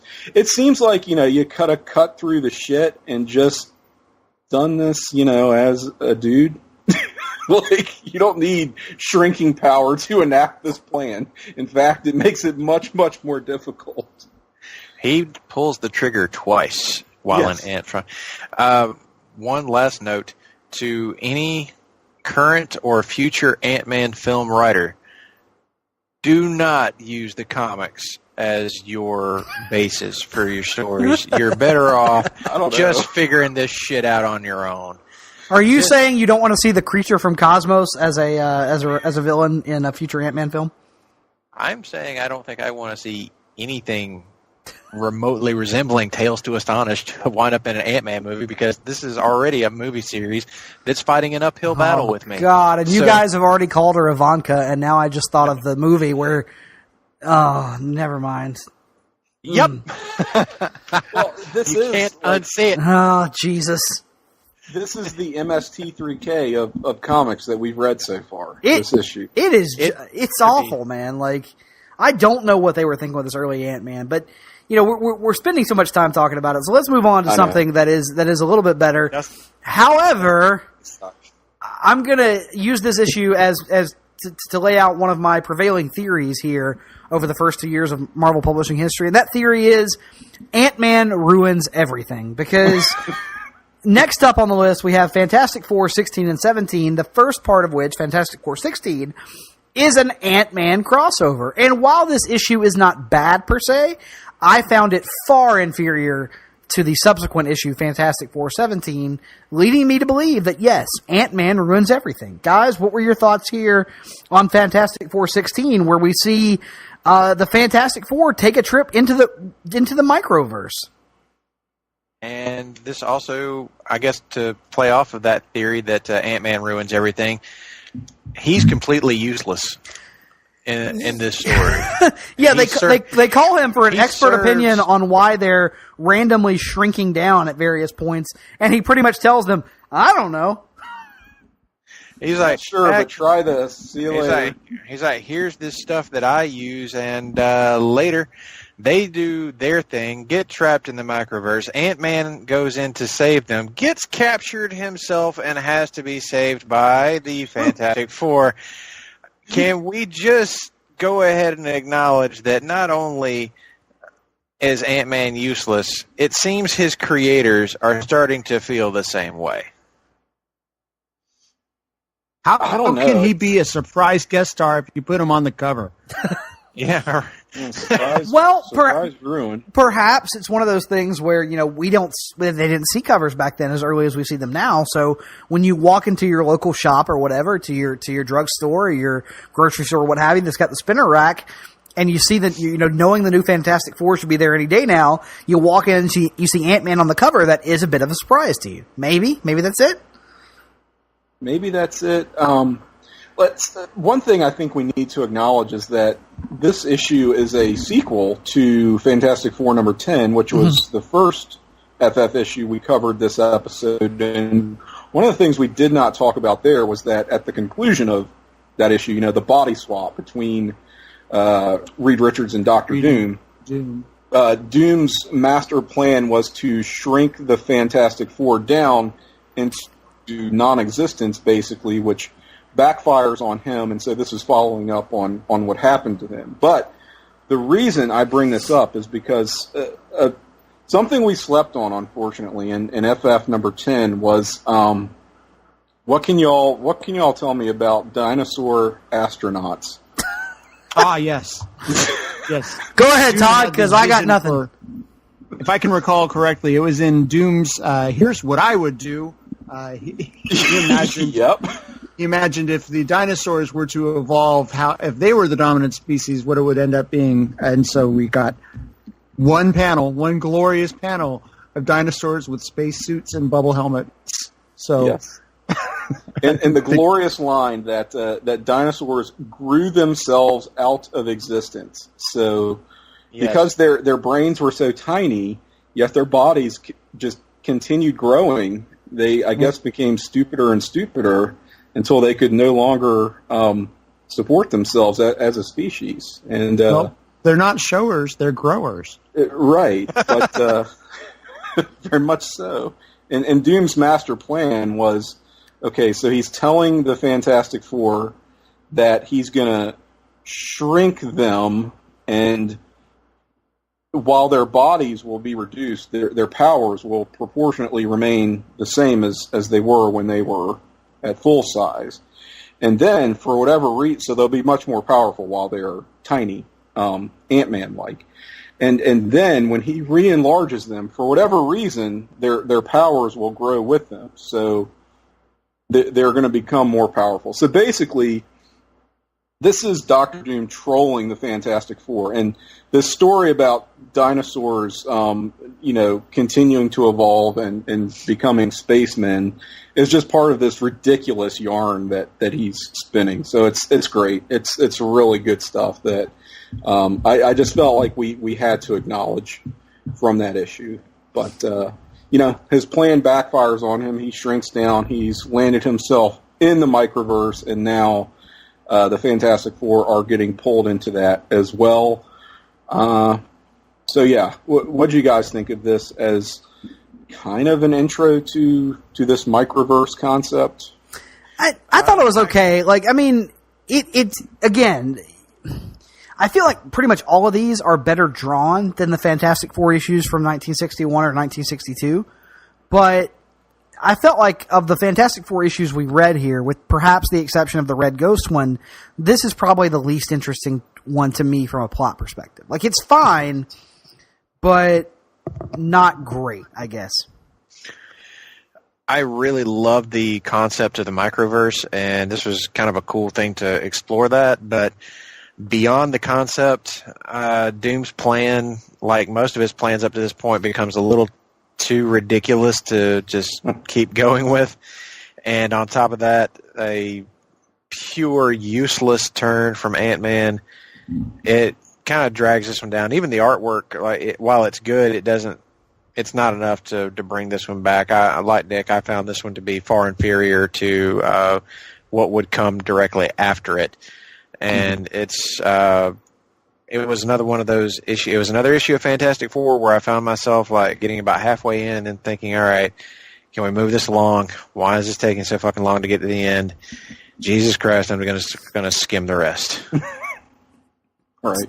Todd, I feel like maybe you have different thoughts than us on this one? Not necessarily. It is a fun little diversion of an issue. because of the microverse aspects. Okay, that was interesting.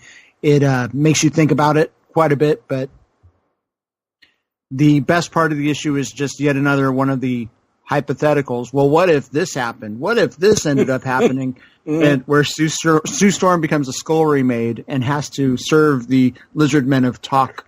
Yes. Just one panel of Sue holding a pot of, I don't know what this kind of food is, and with her hair disheveled. More about the hair being messed up. And it's also just a little strange because here we are in the microverse, which is conceivably the shrunken, just the microscopic universe of our Earth, and yet we have more throwaway alien invaders. Right. So who are never seen again. Yes, this is all just very strange. It gets. I felt like this is another one of those times where it's like, all right, well, you're running short of villains, so you need to just throw in random aliens. Oh wait, we're in the shrunken universe, not so much, dealing with aliens from outer space. So would they just be like some random disease or some shit that's running around? I really don't know at this point. It all makes no sense, and I feel like we should just be done with this. But the interesting, I guess it's. Go ahead, Todd.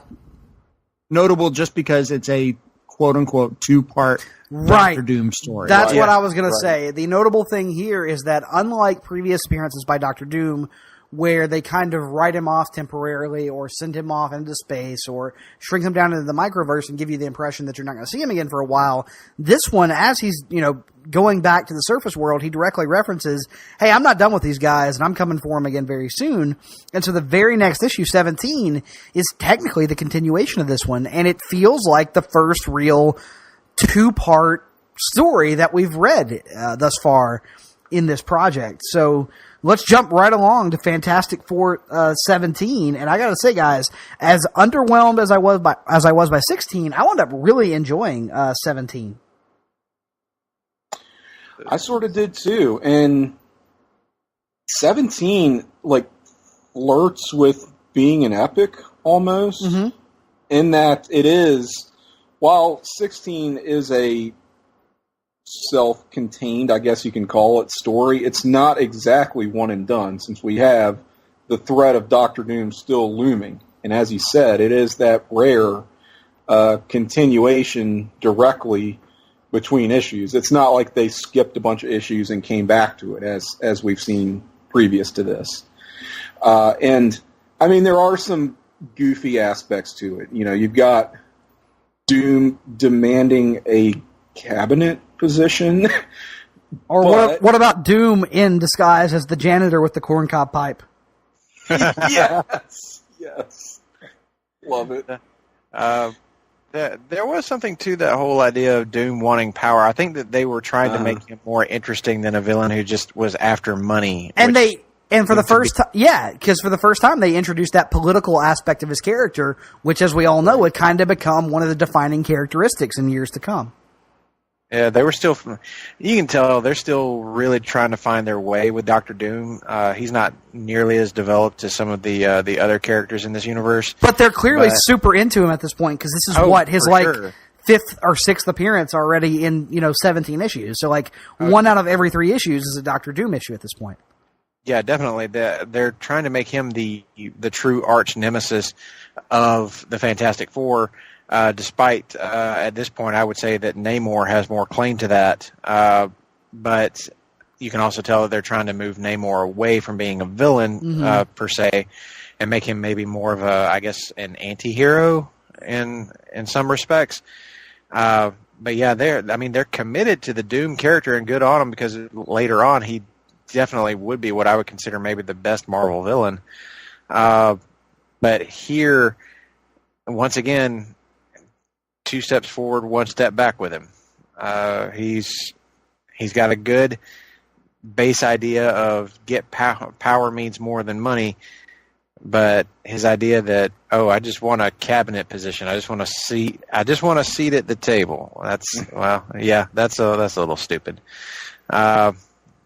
But there's still some cool imagery in this book, and do you notice we get low key cameo from JFK Yeah. Only from the chin down.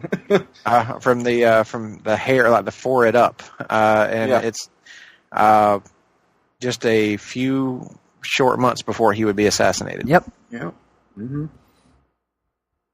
And we have Doom also waging psychological warfare against the team. Yeah, for the first time, really, that we've seen one of these villains in the Fantastic Four, take aim at them strictly to cause them psychological harm. I mean, yeah, you have the Namor and Sue Storm stuff, but they make a point of pointing out that Namor has genuine feelings for Sue Storm, and it isn't necessarily doing it just to cause Reed Richards emotional distress. But here, with the whole Alicia Masters bit, you have got Doom being smart enough to go, hey, I know how to get to the Thing, who is the physical powerhouse of the team, and thus he is weakening the Fantastic Four by having Ben Grimm off of his game. So I actually kind of dug that. I know it, especially looking at it today, it kind of tiptoes on the edge of fridging a little bit, where it's bad things happening to a woman strictly for the effect that it's going to have on her male counterpart. But that being said, I still found it interesting for Doom as a villain to go that route.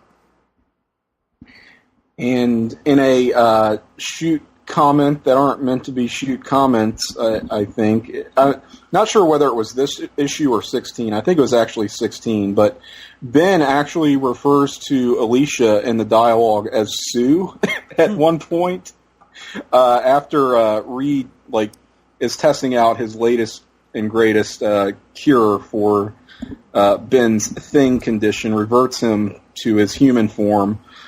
Sue, see, I just did it. Alicia is helping him up, and he says, "Sue, baby." And I don't know. I don't think that was intentional. Was it legal advice? Could be that. No, it was. Reed did foist this on him, so. Yeah. And but, I mean, that was a random one plot. of those mistakes that kind of works in a way. And a random plot thread that would later be picked up and taken to its full fruition in the Ultimate Universe. So there's another Ultimate Universe reference for you here in this episode. Hey, heel Reed Richards is a great thing the Ultimate Universe gave us. That is true. So, this was a good issue, but to me it felt like it didn't have a lot of carryover from the previous issue. It was kind of like they did a quick patch job at the beginning where it ties in. So I guess that's the significance of it, is that it was the first time you had a two-part villain back-to-back, at least in a monthly. You had Doom in issue 5 and 6 as well when he had his team up with Submariner. I do like this cover, but the average it was kind of an average issue to me. It's just all right, dog.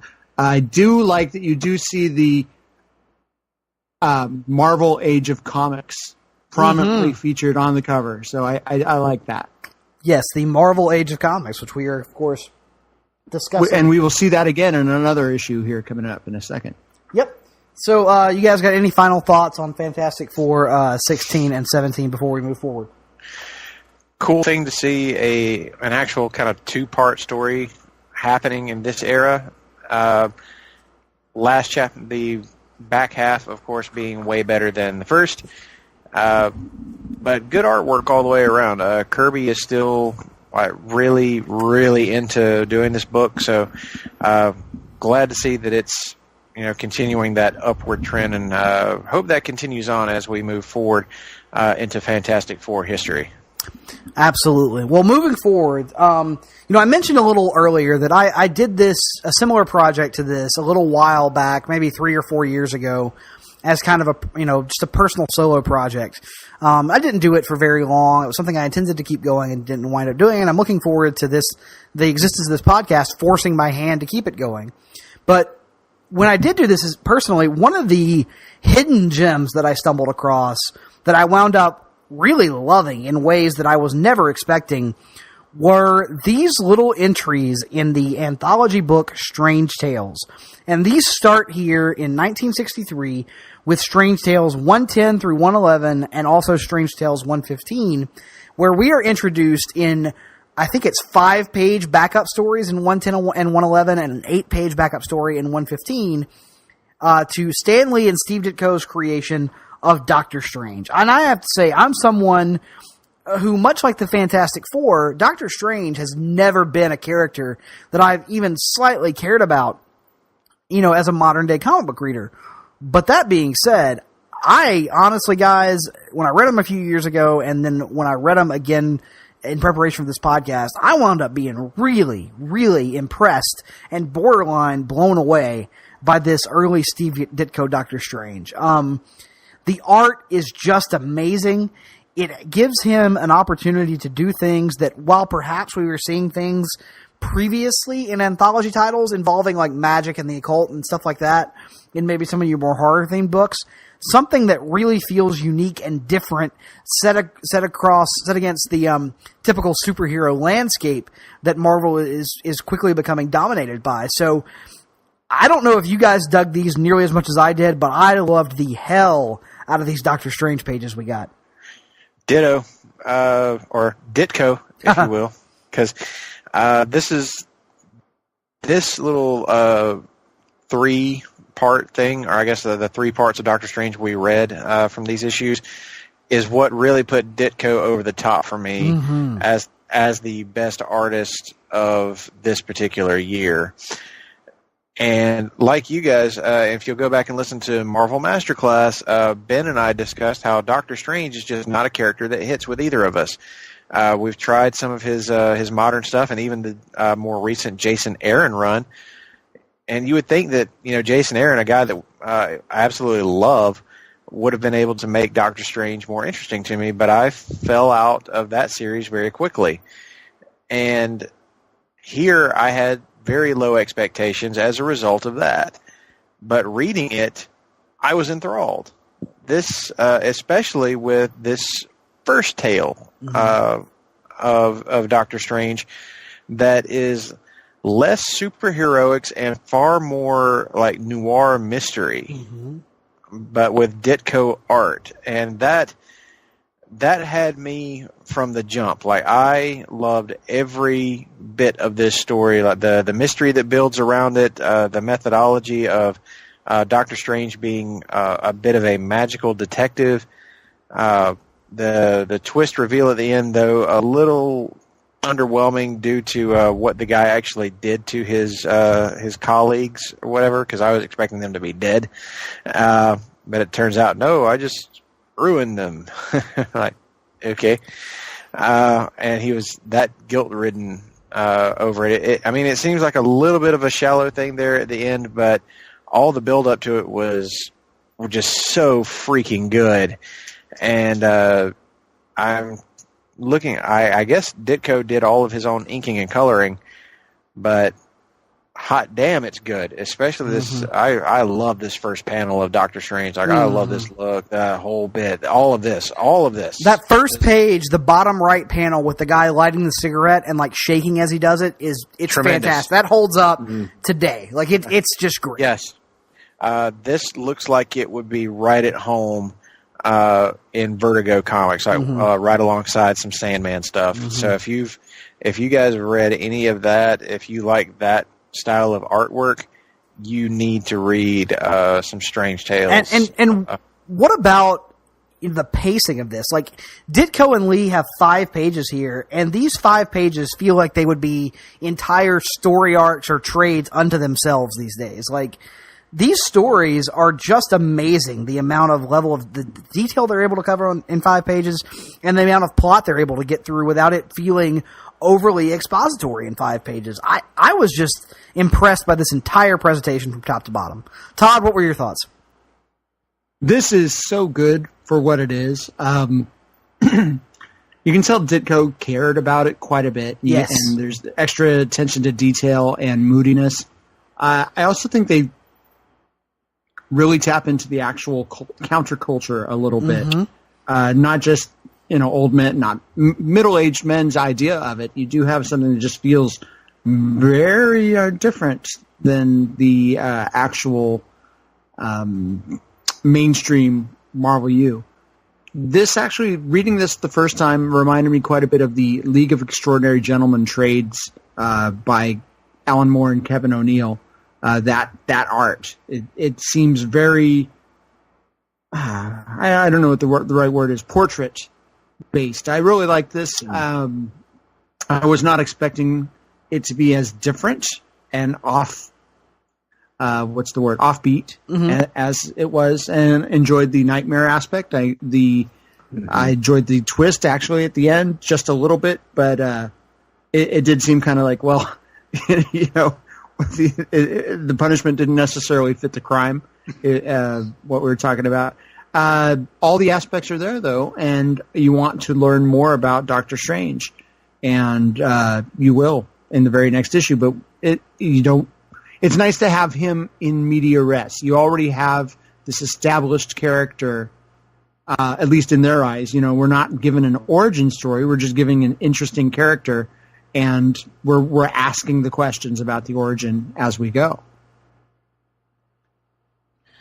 Yeah, backing up the point that was made earlier, I think I have a lot of admiration for these just for how short they are, but at the same time cramming so much in there and not feeling overly expository and not doing a whole big origin right from the jump. We don't get the origin until a couple issues later.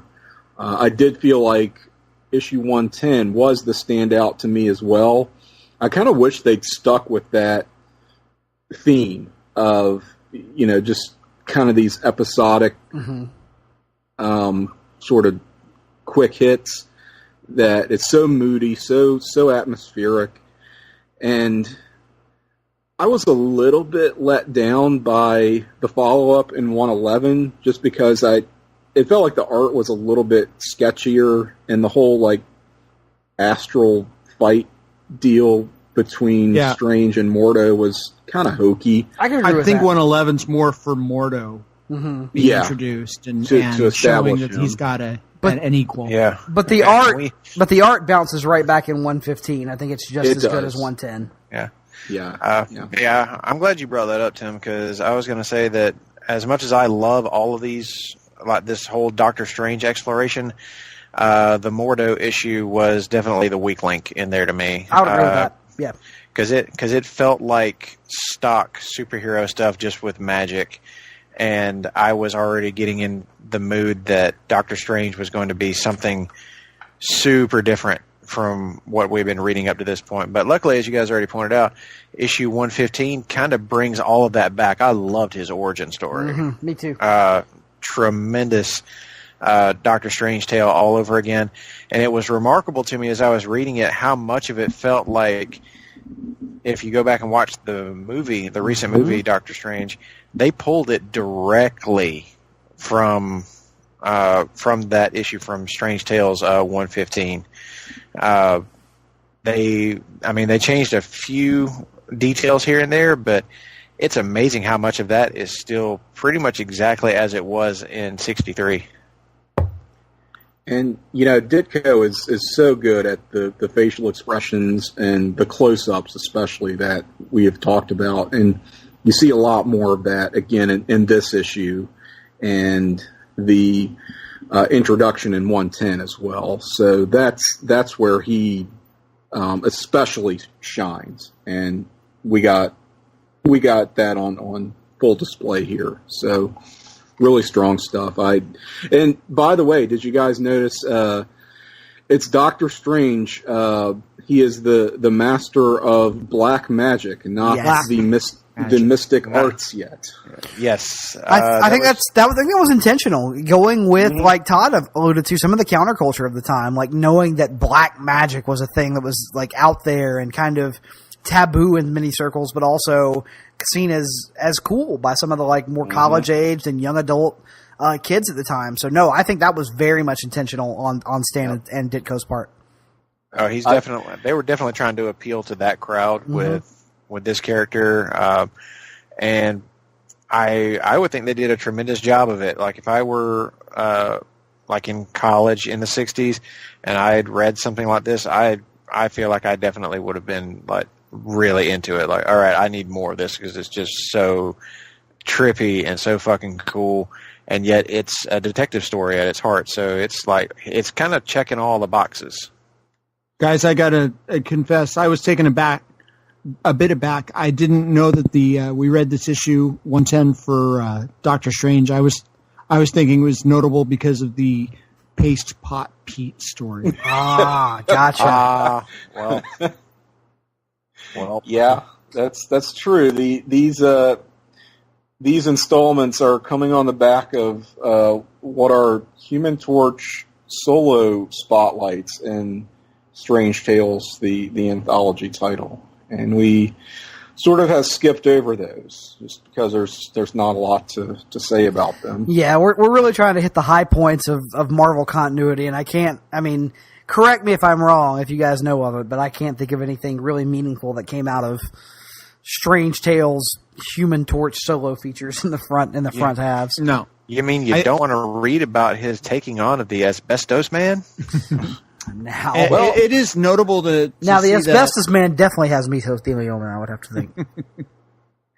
You can see that they were trying to push him as the teenage character. The point of view character. To grab onto. Nobody else on the Fantastic Four had solo stories. Right. Well, and there is also the Captain America fake out in 115, where you get an imposter Captain America before the character's re-debut in an issue we will not be talking about this episode. No. It's kind of like Clayface being the Red Hood or being Jason Todd in Hush. Yep. Like a tryout. Let's see if the public is ready for this character yet. Mm-hmm. Mm-hmm. That's actually a great segue, Tim, because you mentioned, we're not going to see Captain America's debut in this episode. We're not going to talk about it in this episode anyway, but that happened in the pages of a little book called Avengers. And 1963 is notable for having the first issue of the Avengers. So Avengers #1, one of two huge #1s that we're going to talk about to close out this episode of Marvel Age. And let's jump right into it here. Avengers #1, I had not read in a long time, guys. I don't even know that I read it a few years ago when I was doing this as a solo reading project. I had forgotten how much of a Thor-focused story this was.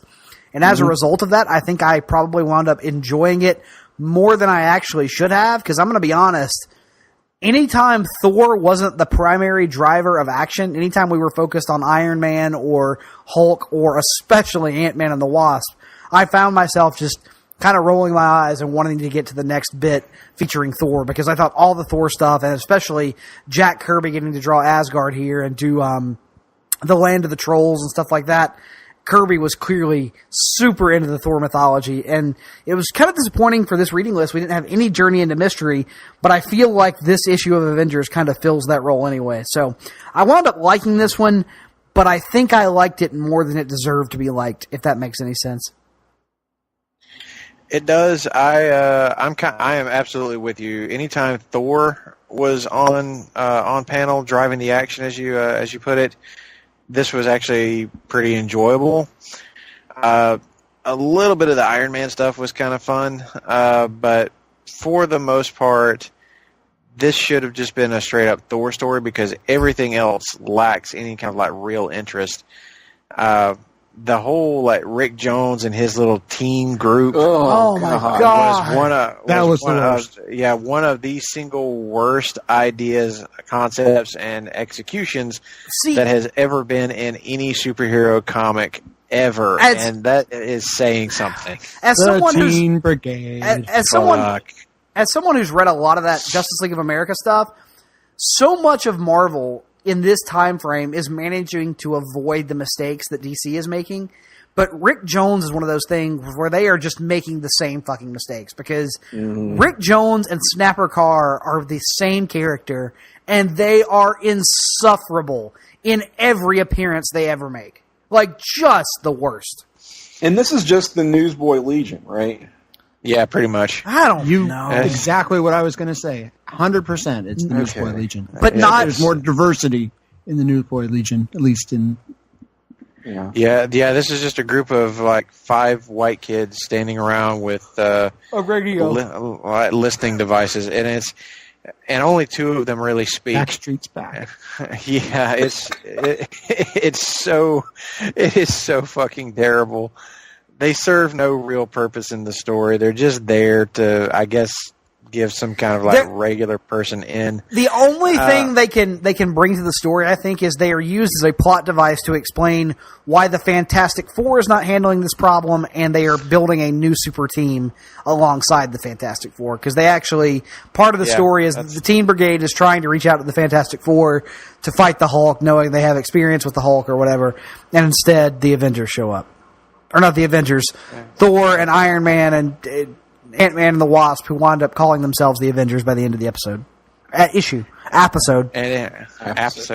And the thing is, when you get there and how conveniently everything is wrapped up, it's like, wow, we just kind of sailed through all this stuff, didn't we? Hulk's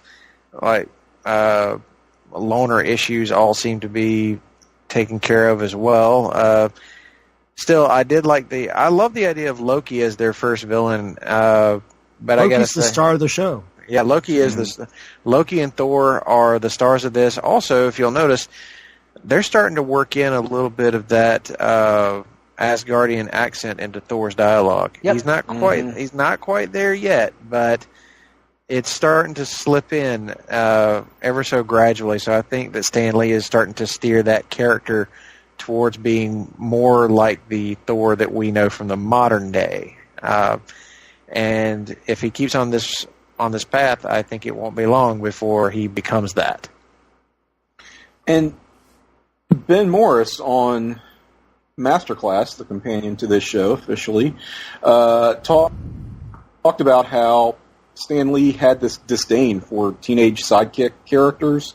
Yeah. And you just wish he had sort of followed his instinct with this and the whole Teen Brigade thing. And I don't even know, I'm not sure why he felt the need necessarily to even create Rick Jones, or if maybe he had another purpose in mind for Rick Jones. I don't know. But even without the Hulk having his own series, we're still getting Rick Jones, unfortunately. Yeah, and that's the thing, like, we'll cover this in subsequent years, but it's not like they realized their mistake with Rick Jones and he went away. Rick Jones stayed around for a long time for no reason. Like, they kept trying to make that character work in a way that he just never did. No. Rick Jones is still around. Yeah, and like you guys, Nick, you really took the words out of my mouth by pumping up the Thor aspects of this. It does feel like it could be an issue of Journey into Mystery, but with various other notable guest stars just joining Thor. And it becomes that battle on two fronts, where you have Thor doing the much, much more intriguing part of this story and looking for Loki in Asgard and the adventure that entails from that. But then you have Iron Man, Ant-Man, and the Wasp dealing with the Hulk back on Earth, and that doesn't quite come together in the way it ought to. Yeah, the Iron Man stuff is okay. We need to talk about fake robot clown Hulk. Yeah, yeah, we do. Oh boy, talk about a part of this issue that felt like it was really going off the rails. How did Avengers become a thing with that? At least they abandoned it, right? Yeah, I mean, if it was tying into the Circus of Crime and the Ringmaster, circuses oog me out anyway. But right, no, yeah, I know. What a bizarre story, part of the story. It was like, wow, they were just trying to figure out some way to have Hulk hiding in plain sight, I guess. And this was your first thought. All right. Sometimes Lee and Kirby are not the strongest of collaborators. And this would be one of those instances. It's like when Stan Lee is bouncing ideas off of other people, like Steve Ditko, for example, you get some really great things like Amazing Spider-Man or Doctor Strange. But when he starts bouncing ideas off of Jack Kirby, you get weird-ass shit like a fake robot Hulk. And I'm wondering, what is the deal with these two as collaborators versus Stan Lee and Steve Ditko? Why are they having trouble finding that same magic? Because they're not consistent. They're turning out some good issues, some good stuff in there, like we saw in the Fantastic Four annual. But there's a lot of times where you get some real shit.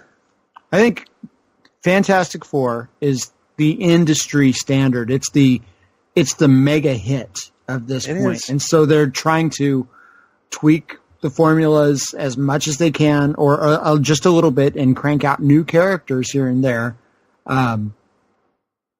Maybe they are overexposed here. They're just putting out so much content that you had a lot more output from. And Stan's his own editor at this point, right? Yeah, and basically. he shouldn't be. But yeah, I'm sure that there weren't exactly a ton of job openings at Marvel at this point. Yeah. I mean, the concept is great. It's just like Justice League. You put all the top characters. Well, it's not, because if it was just like Justice League, Spider-Man would be in the Avengers, right? Yeah. Your top characters would be in there. It's this ones that don't quite have ones that could be better served in a team where the personalities to play off can make up for how, say, the Hulk isn't always that interesting on his own. But so it's a great idea in concept, but necessarily the execution takes a while. And we'll see that in 1964, where they bring in something that really changes the direction of the Avengers. But this first issue is just kind of an excuse to get them together and have that cover with all your favorite Marvel heroes who aren't Spider-Man or the Fantastic Four on the same team. Well, and you also have to consider Lee and Ditko were doing Spider-Man, and just recently, and in very short bursts, Doctor Strange. Meanwhile, Lee and Kirby are doing Fantastic Four. They're doing The Incredible Hulk, which we already described was a little bit of a miss. Ant-Man, again, more of a miss. And so that's already, about really 3/5 of your Avengers when you count the Wasp. You did have Thor, which worked very, very well, and unsurprisingly gives us the best segment of this issue. So, I don't know, it's just kind of, I think, what you would expect from the characters that are spotlighted here. It just kind of depends. Iron Man, which, Kirby had not worked on, but maybe they're still trying to find their footing a bit with him. I will say that the whole superpowered transistors thing, arc reactor, that is not. No. That was the state of the art of the time, was the transistors, the solid state tech. Yeah. So we have Iron Man in his gold armor, so no longer Battleship Gray like in his debut, and he will continue to evolve. So it's still feeling it out. It's undoubtedly worked out for all parties involved, given the benefit of hindsight. But at the time, does it not feel weird that Spider-Man was not a part of the Avengers? Looking back on it now, is it something that probably should have happened, given the landscape of things? Ditko maybe saying, don't fucking do that. Baby. Yeah. Yeah, I could see that, Todd. I could see Ditko being like, not so sure about all this. But given the landscape and given how popular Spider-Man was, it does seem really strange that he wasn't a founding member of the Avengers. I mean, they went for Ant-Man and the Wasp. Could you imagine how much better this might have been if they had said, maybe Ant-Man and the Wasp sucks. Let's bring in Spider-Man instead. Maybe, but I can see some value in keeping Spider-Man siloed from the rest of the Marvel Universe as it's developing. It really ups the idea that he is the odd man out. And that's a good point. That's a great point, Tim. That's kind of the direction they go with. We already saw it, in the very first issue of ASM, where he tries to join the Fantastic Four and is like, this isn't going to work. So we're getting at the idea that he's not necessarily a team player, and I mean, he's already so young and has to develop into a superhero in his own right. And you want that development to be tracked in his own series. So, whether it's Ditko or whether it's Lee kind of recognizing that, I don't know, but at least from the outset, I think we are better off without Spider-Man. Now, as the series drags on, you can make a case that maybe he ought to join this team or had a decent go at it before, what was it, 2004 in New Avengers? So yeah, Civil War era. Quite a long stretch of time without Spider-Man as a member of this team. Impressive in its way. Indeed. So, yeah. Any final thoughts on Avengers #1 before we move on to the other massive #1 of 1963? Hearing none, let's move on to the other big debut. That, of course, being Uncanny ? X-Men #1. And I only add that question mark based on the first episode of Marvel Age Masterclass, which you can listen to right now on Place to Be Nation. Pop. So here we are, X-Men #1. I could say so many things, but why not turn it over to the man himself? Take it away, Mr. Tim Capel. I first read this comic in a reprint form. Amazing Adventures. No, it was actually a single issue reprint that was published in, I could tell you the year by knowing, when did the Addams Family movie come out? 93, 92? 91, 92, I think. So anyway, it was on the stands at the time that movie was released, because I can remember going to the comic shop across from my apartment before going to see that movie. I don't know why I have that memory, I just do. And it was not, an issue I expected to see just kind of sitting on the stands. And I guess I basically realized it was a reprint because I wasn't, even being the 10-year-old that I was, I don't think I was naive enough to think that X-Men, retroactively Uncanny X-Men #1 from 1963 was just randomly available in such great condition for all of, $1.95. It just didn't really track. So I went ahead and picked this up at the time, and I really loved it on that first rereading. So I've always had that kind of affection for this series from the #1. I think I've always been a bit of a mark for the original X-Men, although their Silver Age adventures are not the best. It's sort of proto-X-Men in a way. But because of my own, preference, I guess, for the original 5, I've always had a soft spot for it. And I just think it is, when you get into the issue itself, it is such maybe almost an unintentional stroke of genius on the part of Stan Lee to come up with this concept that, all right, we don't have individual origins for all of these characters where they gain superpowers. They're just born with them. That was in his own tellings of how he came up with the idea for the X-Men. It was just a shorthand as a writer, because he was already bogged down with creating all these new characters and feeling obligated to do real origin stories for them, that he just said, the hell with it, let's just say they were born with their powers. And I'm not doing a Stan Lee impression because mine is not very good.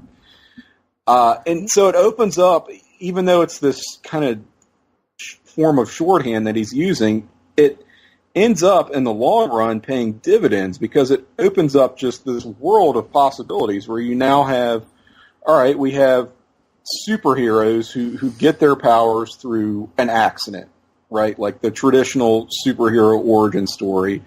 And then we have these guys who are just naturally bestowed with powers. And what does that mean for the human race? And you get into all the metaphor, which, kind of comes about later. But even here, we have the concept of, quote unquote, good mutants versus evil mutants. And so, while the things that probably hold the most appeal to me as a fan of the X-Men are not necessarily here, the bones of it are, at least. So I don't know what you guys made of this, or if you'd encountered the very first issue of X-Men / Uncanny X-Men prior to the podcast, but I've always really dug this one. Professor X has always been a jerk. This is true. He's an asshole. I also, yeah, go ahead. Also, Jean Grey gets about 6 or 7 Me Too moments. Yes. Her first few minutes with this new team. Which, speaking of Me Too, all those folks who were really pissed off about Iceman being revealed as gay in the modern context, guys, go back and read X-Men #1 from '63 and tell me that character's not gay. That just jumped. Maybe it's because of the recent controversy that it was fresh on my mind, but that just jumps out at you like he's totally. That had to be intentional on Stan's part, right? I would think so, because they say he's a 16-year-old kid. Exactly. Just younger than that. Exactly.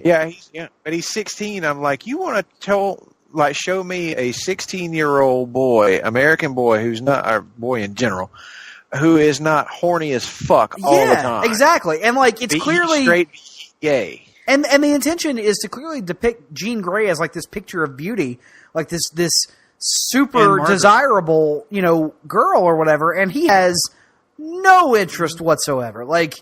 I'm not saying that every female has to be, attractive to every male, but in this, more generalized form of comic book writing, guys, I think it was right there. Tim, am I crazy in this? I'm just going to say that it's easy to fill that in based on the characterization here. I don't think that was the intention. Not saying that, it's not Stan Lee's intent, I can't believe, that's not what I'm doing at all. I think it's a great, long overdue development that they finally pulled the trigger on that, right? But if we're getting into what was the intent, I don't think so. I think he was just supposed to be written as extremely young, extremely immature, and it's Stan not necessarily having the best handle on how to write teenagers.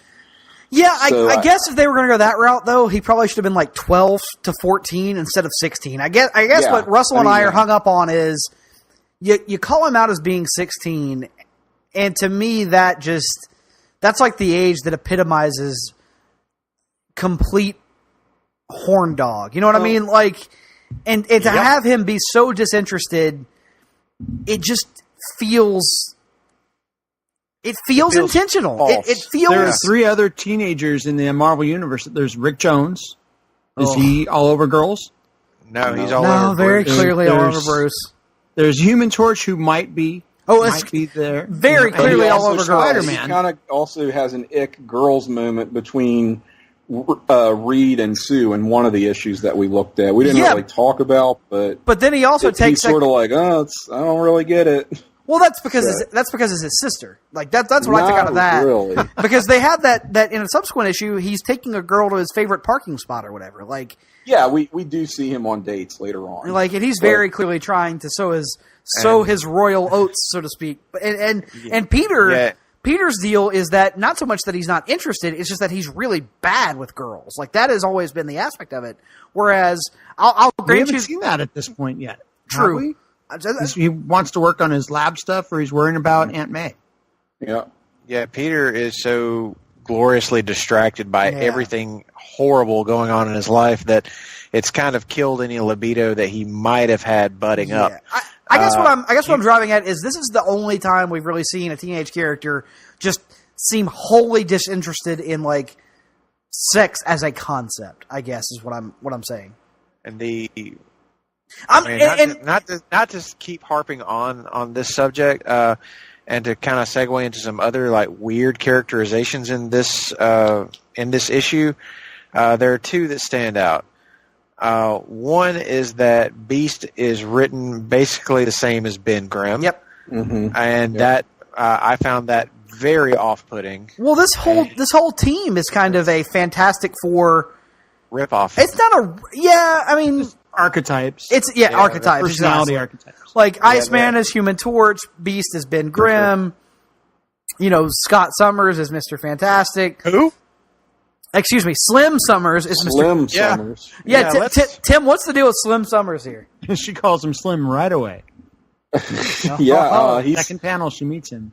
He's introduced as Professor Slim X, Summers yeah. by Professor X. We get and look, a lot of these things are going to change very quickly, and Sure. by that I mean like the third issue. Yes. We see that Beast is actually quite intelligent, and that Slim is actually a nickname for Scott. So much of this stuff is sort of the television pilot of what the series will be. So that changes pretty fast. Jean Grey, Marvel Girl, is the token female member of the team in much the way that Sue Storm is in Fantastic Four. She does kind of hold her own and give it back to these lecherous older boys. She seems older than the Wasp. She does seem quite older than the Wasp. That's true. So, but I don't know. I just kind of read it as Beast and Angel are kind of the older kids around the same age as Jean, and they're just fawning all over her, and Bobby is the sort of just annoying kid brother who. And you got to keep in mind, Stan Lee is 25 years removed from being this age, I think, at this point in writing the series. It's like Mark Waid writing the Champions. you bring up Angel, Tim. Go ahead, Russell. I was going to say that one other little hint here about Bobby is that in the very first scene with him, the very first time you see him on page, pretty sure that he has made his own little stripper pole here that he's swinging around on. So there's that. You bring up Angel though, yeah, Tim. the interesting ice constructs are on full display here. If you're drawing analogs to the Fantastic Four, is Angel not kind of the odd person out? Like he doesn't really have a clear, direct parallel to the Fantastic Four. A little bit. So it's not. I mean, and there's 5 of them versus 6 if you count Professor X, and just 4 Fantastic Four. And they get at this idea of, not so much in this issue, but the shades are there of a love triangle with Jean and Slim and Warren. And it's kind of funny because in this particular love triangle, Warren is Scott and Scott is Logan. So, because from all indications, she would be like the couple would be Jean and Warren, and that's just not how it's going to play out. So, I don't know. That'll be something to track as this goes along. Well, or somebody else reveals their love for Jean very, very soon in the yes. God. Oh my God. Yep. Something else that was also seen through to its full fruition in the Ultimate Universe, unfortunately. But in any event, so this issue, the contents of it as a whole, I gotta say, like the opening bit with the training sequence and stuff doesn't really do much for me. But once Magneto comes into play, I think the issue really kind of takes off, and the back half of the issue winds up being pretty damn entertaining by my standards, anyway. I know we've talked a lot about the characters and stuff. What did you guys make of this one from a plotting perspective? Pretty good overall. I mean, once you get past the initial the montage or training bits where we're introducing the characters, and you get into the actual Magneto side of it, like you were saying, that's when this issue really starts to sing, because I feel like even though he's a bit monologue-y as the villains tended to be in this era, Magneto is still less so than some of his counterparts in other comics from the time. And his motivations are at least, interesting. They're far more interesting than like some of the motivations of, say, anyone who is like trying to get a big stack of money or something.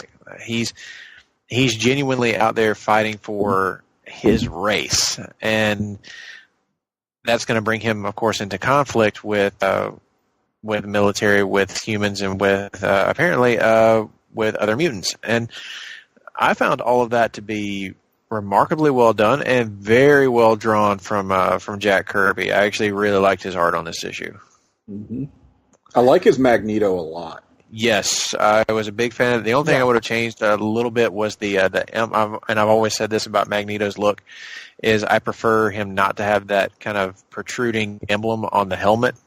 I prefer that more like the sleek look, but the cape and everything else, and the color work on him was outstanding. So he's if you'll forgive the pun, a very magnetic character that you can't help but be drawn to.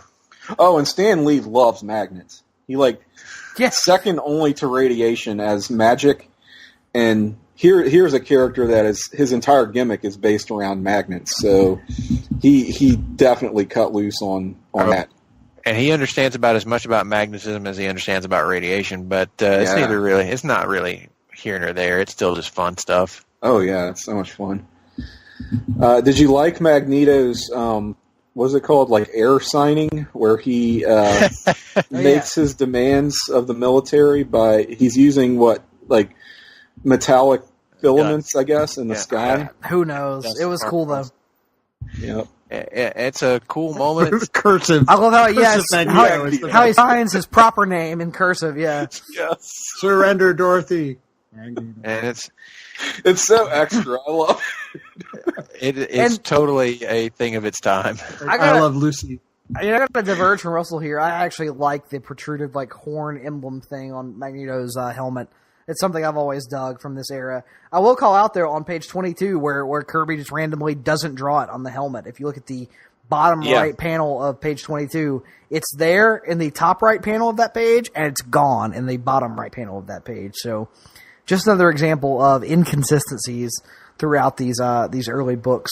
Doesn't seem like there's a strong editorial presence, if you know what I mean. So, Todd, you haven't said a whole lot about the plot of this one. What do you think? It's you go back and look at how you'll read many more comics like this, but this is the first with the teenage team, actual team of teenagers. Mm-hmm.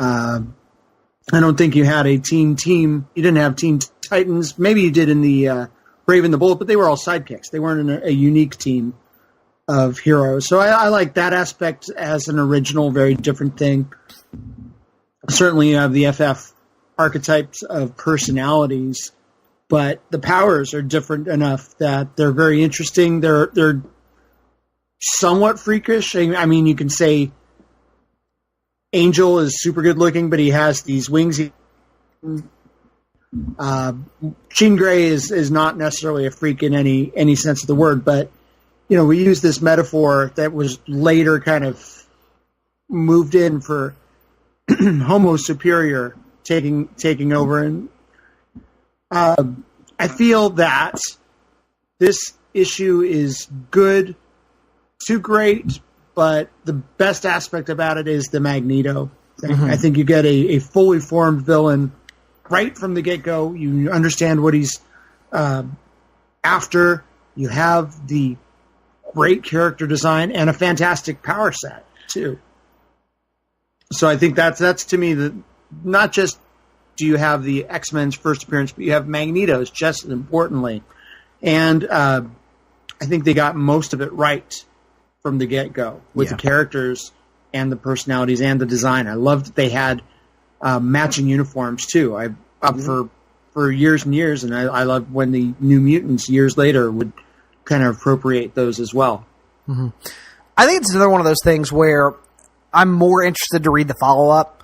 Like, now that they've got all the characters set up for the X-Men themselves out of the way, I'm more interested in reading 1964's X-Men, even though I liked this one issue of X-Men that we read in 1963. So yeah, it reads more as a pilot than some of the other number one issues. Yeah, and Tim touched on that, and that's a great point. So yeah, it's a lot like when you're watching those Marvel Netflix shows. That first episode might be more set up than it is substantive, but the longer this goes, the better it's going to get. Which will be interesting to track because, X-Men is one of those things that has a reputation for not really working in its initial incarnation. Yes, and you can sort of see why that would be the case, but in other areas I felt like it was, if anything, a little bit ahead of its time. And maybe that's the reason why it didn't work. Maybe. So we will definitely have to track that as we go along. And, kudos to this. We're introducing not just the team and their personalities and their costumes, their powers, but who would become their arch nemesis as well. You don't often get all of that in your very first outing from the jump. Agreed. So with all that being said, that brings an end to our reading list for this year of 1963 here in our second episode. So before we move on to our end of year awards that we like to give out here on the show, let's go through some final thoughts on 63, and I'll kind of give mine right here. When we started the show, we talked about how a lot of us weren't really anticipating big leaps forward in terms of quality, and yet I kind of feel like that's what we got across the board. Like, I feel even the extremely low points like Tales to Astonish or Sergeant Fury and his Howling Commandos didn't quite hit some of the lows that 1961 through 1962 did, whereas the highs were just even higher highs. Stan was better from a writing and plotting standpoint. Jack Kirby in particular was locked in at this point, and the art just took off. And here we get to see an expanded role for Steve Ditko in the expanding Marvel universe, and he is just a tour de force at this point. So I have to say, I wasn't expecting it, but I think 1963 as a whole, at least based on what we read, big step up creatively and qualitatively from 1961-1962. Todd? Definitely. You had the chance for some longer form storytelling. You got some callbacks where characters were actually developed a little bit, and you got to see them take a few more risks with characters like Doctor Strange and the X-Men. Absolutely. Russell? I am pretty much on board with everything that you just said, Nick. This was not the year that I expected it to be. Huge jump in quality, and even though there were still some real lows in there, they weren't nearly as low as the previous year. But this was the moment where I started to really start picking out some of my favorites, and even discovered some new ones that have me really interested to go back and read some more of this stuff, to continue on with some of these characters even outside of our reading list. So 1963, way better than 61 and 62. I got emotionally invested in some of these characters. So yeah, there's a good bit of fun stuff happening here. It's making this project even more fun now that we're starting to get into the meat, the meat and potatoes of some of these characters that we've known and loved for all these years. So, big ups on 1963. Can't wait to see where we go from here. Absolutely, Tim. We now have, with the conclusion of this year, the foundation of the Marvel superhero shared universe. With maybe one exception, there's one debut away from that, which we will get to in short order. But yeah, just like everyone else said, this is not a tremendous number of issues that we covered, but a ton of story. Just so much packed into this. And I always forget, for some reason, that Fantastic Four debuted in 61, and they are now, how many issues deep by the end of the year? We didn't actually, the last issue we covered was 17? And I think they have a couple of more. That was in August of 63, 17 would have been, which means that they would have been to about 20 or 21. Let's see, Fantastic Four 25 is in April of 64, so do the math backwards from there. So yeah, 21, I believe, by the end of the year. 21's the last one, yeah. Featuring Greg Phillips' favorite villain, the Hate Monger. Oh, very good. So that's one of those things that this is sort of the standard bearer, right? You've got FF, and then you've sort of got these other characters in these other series that are coming along. But even in the early goings, Spider-Man hits so hard. We've already talked about Thor and Journey into Mystery, which we haven't seen a lot of that character in this year, but he was the highlight of the debuting Avengers, which we only had the one issue to go on, but a lot of potential and room to grow. X-Men, brand new concept, so still Stan and Jack hitting it out of the gate, trying to throw everything at the wall to see what's going to stick. Doctor Strange, that we've talked about and been so complimentary of. So even though they're superheroes, there's different hooks for all of them. And, I mean, we only had a couple of dogs here in, Take a Shot, Ant-Man. And Sergeant Fury didn't really hit with us. But I think a lot of that just has to do with the fact that we aren't huge fans of, war comics. Yeah. We're here for the superheroes, not for the war stuff.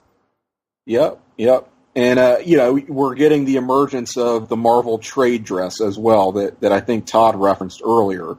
So not quite the Marvel bullpen that's going to be hyped up so heavily. We don't have Stan's soapbox, but if you look at the letters pages of Fantastic Four, they have a special announcements section where they talk about the other publications under the now Marvel banner. So we're getting to see more of that swagger, and that's something that I kind of dig.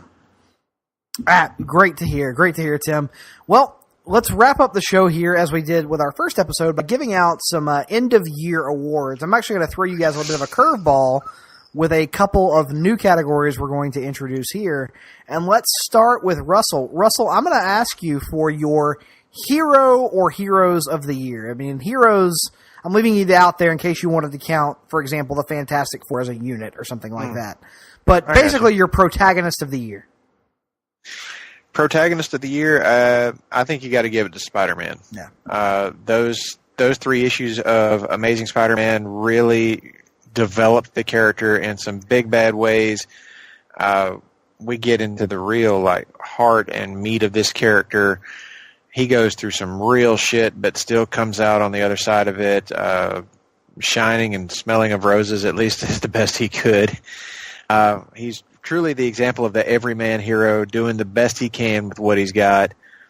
So, and I can't help but want to read more and more of his stuff. So, Amazing Spider-Man is my pick for hero of the year. Yeah, I'm going to have to agree with all of that. Go ahead and throw mine out there. It's also Spider-Man. We talked about this earlier, but if you want to talk about relatability and real-world feel in the Marvel Universe, look no further than Peter Parker and his initial forays here in 1963. So I'm going to co-sign everything Russell said, and I'm going to give it to Spider-Man as well. Tim, what about your hero or heroes of the year? I'm going to back you guys up. Give it to Peter Palmer. Well done. What about Todd? Gabriel, the hornblower from... No, of course it's Spider-Man. It's a clean sweep. Most interesting things being done and the most growth as a character and just this awesome hero. Outstanding. Along the same lines, Todd, we'll start with you. What about your villain or antagonist of the year? This is a little bit tougher. This is a little tougher. I'm going to go ahead and say it's Dr. Doom. Just for different reasons. His look is still good. You have the bizarre appearance in issue 10 with the fourth wall being broken, and then the two-parter. Clearly, Stan and Jack knew that they had a quite the nemesis for the Fantastic Four and Dr. Doom, and soon he would cross over into other titles as well. Good choice. Good choice. Tim, what about you? I'm actually going to have to say Namor. Mm-hmm. Yeah, just because we get that great annual, that story, and there's so much more to him than just being a straight up villain, and you can use him in just a multitude of ways. Like he's a bruiser, he can stand toe to toe with the Thing, which is always fun to see. He's also that kind of romantic rival, and he's this supposed conquering warlord who has an entire army to back up his agenda to overthrow the surface world. His personality can be quite fun as well. He's so arrogant, and over the top. So yeah, just because of just all the different ways and the different stories he can be plugged into, I have to give it to Namor. And I'm going to jump in here again and co-sign what Tim just said. Mainly because we only got one story that featured him during this year, this reading list for 1963. But it was a story that, like I said earlier, felt like payoff. It felt like something that had been built to over the entirety of 1961 and 1962, with the previous Namor appearances. And this just felt epic. It was the first of these issues that just really felt huge and important. And that whole annual issue is just so fantastic. Everything that Namor does in it is great. So even though he only has the one appearance, I'm gonna give it to Namor, who very slightly edges out the character that I think Russell's gonna go with.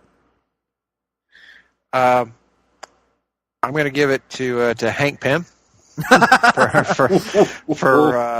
for being a real piece of shit pedophile and ruining good comics. No. He's just an asshole. He's not the villain. Actually, I'm co-signing on the Namor line. Oh, wow. Okay. I thought for sure you'd go Doc Ock. I was close on that one, yeah, man. That was my only real competition here. Yeah, same. I was close on that one, but Doc Ock, having only had his one appearance and not being like really fully developed, like he's only had this one shot at it, I got to give it to Namor. For all the reasons you guys said, that Fantastic Four annual was just too good. Too good. Cannot be topped as far as a villain-centric story, and a sympathetic villain at that, which is something that we haven't seen very much of. But there again, Doc Ock was close on that one too. But Namor's story in this one will really kind of hit you in the heart. So, yeah. Not a clean sweep this time, but damn close. Namor is the best villain this year. Agreed. I don't even think we need to have this discussion, but I'm assuming we're all going with Stan Lee as our writer of the year, unless somebody wants to go wildly off script and go Larry Lieber or random pseudonym dude who wrote that issue of Tales to Astonish. More like Fails to Astonish. Yes. So we're all going Stan, correct, as our writer of the year. All stands for Stan. And I'm also going to refer to Tales to Astonish as Fails to Astonish from here on out. So Stan is writer of the year, but here we go. This is the one that might be a little bit more interesting. I know where I'm going. I think I know where Russell's going, but I'm going to go ahead and throw it out there. Artist of the year for me, and I'm going to say it. I don't think it's all. As much as I love what Kirby did this year, I don't think it's altogether close, at least based on my personal preferences for art.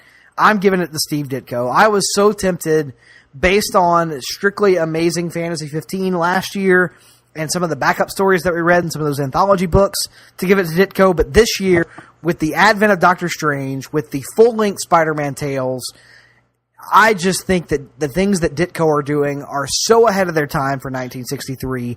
The facial expressions, the emotional visual storytelling, I was blown away by everything Steve Ditko did in this year. He is far and away my artist of the year.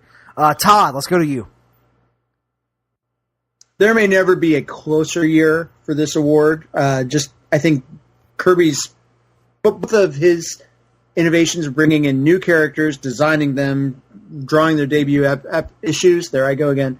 But the actual execution of work in those first few iconic episode, issues of Amazing Spider-Man, and in particular the revelatory first 5-page Doctor Strange story from Strange Tales 110. I picked Ditko for this year, but it is closer to me than, say, what you were saying. I think some of the things that Kirby did with particularly the annual and in the pages of Fantastic Four overall, I think were extremely strong. But it was more of kind of a progression for him where we've seen this level from him before. It's just he's getting to stretch out a little bit. Ditko, I had no idea. Yeah. Especially just that line work, that ink work on Doctor Strange, where it was so moody. Such a different thing compared to every other story we've read at this point. Yeah. So there it is. Wow. Okay. I was expecting Todd to go Kirby, but he went Ditko. Tim, what are you going to do here? Well, I'll break it up and I guess probably be odd man out in here and say Kirby. Okay. And just for quality plus quantity. And there you go. Everything he has done in this year has felt inspired. Nothing phoned in. I mean, even when you're getting Kirby not on his A game, it's still Jack Kirby, but everything he touches here just really shines. And again, the diversity, so many different stories that are being told, and even bouncing from superheroes to war comics to even trash like Ant-Man and Tales to Astonish. I mean, if nothing else, at least it's still Kirby artwork. So it carries some otherwise perhaps shaky stories. So I've got to give it to the King. Okay, and Russell, I think I know where you're going here, but take it away. Gonna ditto on the Ditko. Yep. That, as I've said throughout this show, he is it.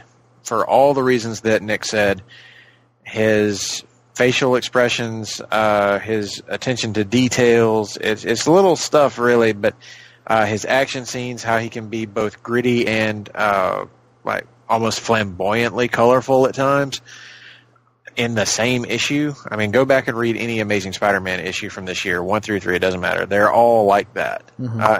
And then you factor in his Doctor Strange work, which is mind-blowing. It really is. And this is coming from somebody who never dug on Doctor Strange before.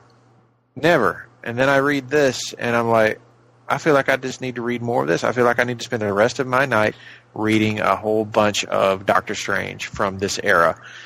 I don't, as I've said on the Marvel Masterclass, I don't think it's going to work out long-term between me and Doctor Strange, but I'm in for a short little fling, as it were. And it's all on Steve Ditko's art. I will say that, Russell, I got about 4 years into this 4 to 5 years into this project when I did it earlier, a while back. And Yeah. I never read any Doctor Strange that I didn't enjoy. I'll put it that way. This early stuff, as long as Ditko is on the book, it's outstanding in my opinion. So, with that being said, Ditko, we're kind of split a little bit. Tim goes Kirby, the rest of us go Ditko. Here's the one I'm really interested in. Let's go issue of the year, and I will start again, and I will say, as I was working my way through this reading list and kind of building my ranking of issues, I read Amazing Spider-Man number 3, and I thought to myself, there is no way I will read anything else on this list that I enjoy as much as this. And then the Fantastic Four annual came along, and I realized how completely wrong I was. As great as Amazing Spider-Man 3 is, and it's the one that is closest to me for this, as I said earlier, the first Fantastic Four annual is not just good for 1963, it's good from a modern context. It is the closest thing I've read during this project to something like an original graphic novel would be today. It tells a story that is epic in scope, that feels like it's been built to, that feels like it is earned and feels like it has stakes, has character development, has all these great moments, whether they be action, humor, or drama. It is, for my money anyway, the finest issue we have read thus far as part of this project. So for me, I give all the glory to Fantastic Four Annual number 1. What about you, Tim? I'm glad you mentioned Amazing Spider-Man number 3. I'm glad you mentioned and gave it to Fantastic Four Annual 1, because that's what it came down to for me as well. And it was close, and I will say that I love Fantastic Four Annual 1 for everything it represents, and for all the reasons you described and we talked about earlier, but I had to go with ASM number 3. A little bit surprising myself, in fact. It's so solid top to bottom, and we didn't talk about this a great deal, but it's the first appearance of one of the all-time great iconic Spider-Man villains in Dr. Octopus. Pound for pound, it's kind of like the best action comic we've read thus far as well. I felt like some good fight scenes between these characters. And you've got the protagonist catching them hands and,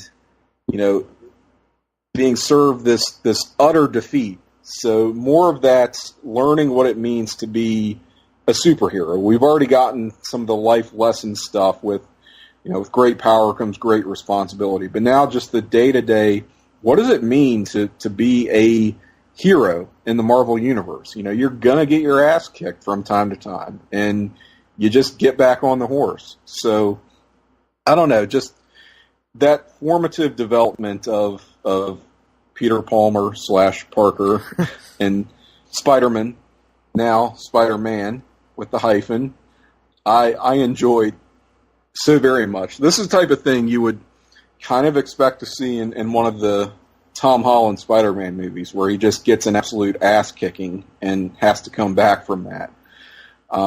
But just so much good character work here, and the Ditko arc that we have heaped praise on as well. I had to go ASM number 3. A little surprising to hear that. Todd, what did you have as your issue of the year? As good as Amazing Spider-Man number 3 was, and it's clearly the best issue of Spider-Man we've had to date, with a beginning, a middle, and end, an actual arc for the character.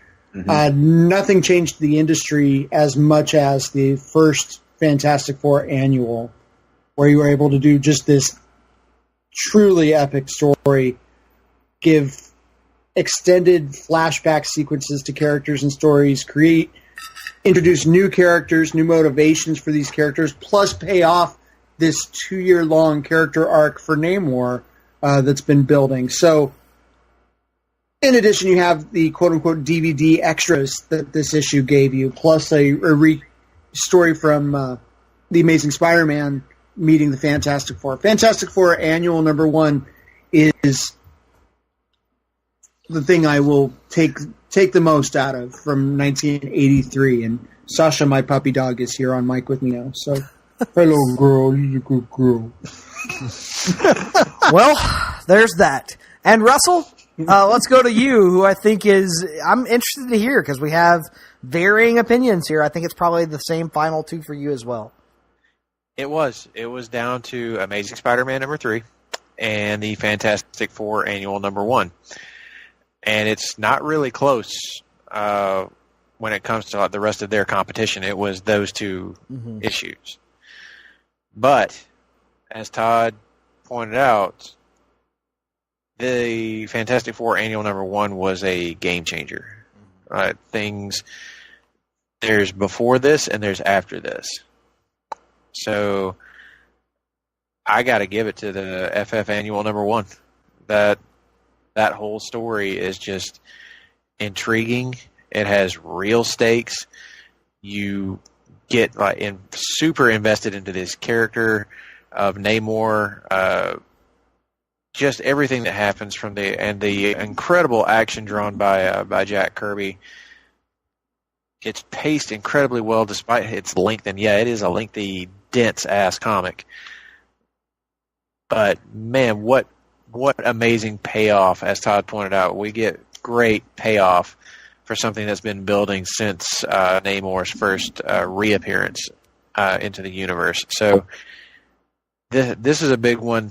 This is one that changes everything for Namor and the Fantastic Four and for the Marvel Universe, honestly. So, yeah, we got to give it to Fantastic Four Annual number 1, best issue of 1963. Yeah, I think it's really interesting that, last episode when we did 61 to 62, we each came with a different, top issue of the year. And this time we all said it's either one of these two and, kind of picked from that. So it was interesting to me that we all, were kind of on the same page this time out as to where we were last time.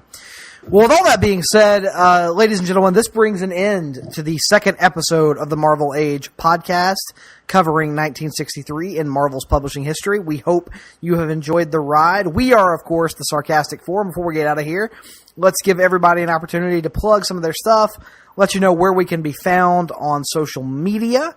So let's start it off with Russell, who was recently, once again, the first guest on the official Marvel Age spin-off show, Marvel Age Masterclass, with former editorial director of digital media for Marvel Entertainment, Ben Morse. Russell, got anything to plug? And can you tell people where to find you on the Twitter and Facebook machines, respectively? On the Twitter machine, you can find me at Russell_Sellers. Tweet at me how wrong I am about all of my comics opinions. I love hearing that shit. Mm-hmm. And you can also find me on the Place to Be Nation Comics Facebook group. I'm in there pretty periodically, talking shop with as many folks as possible.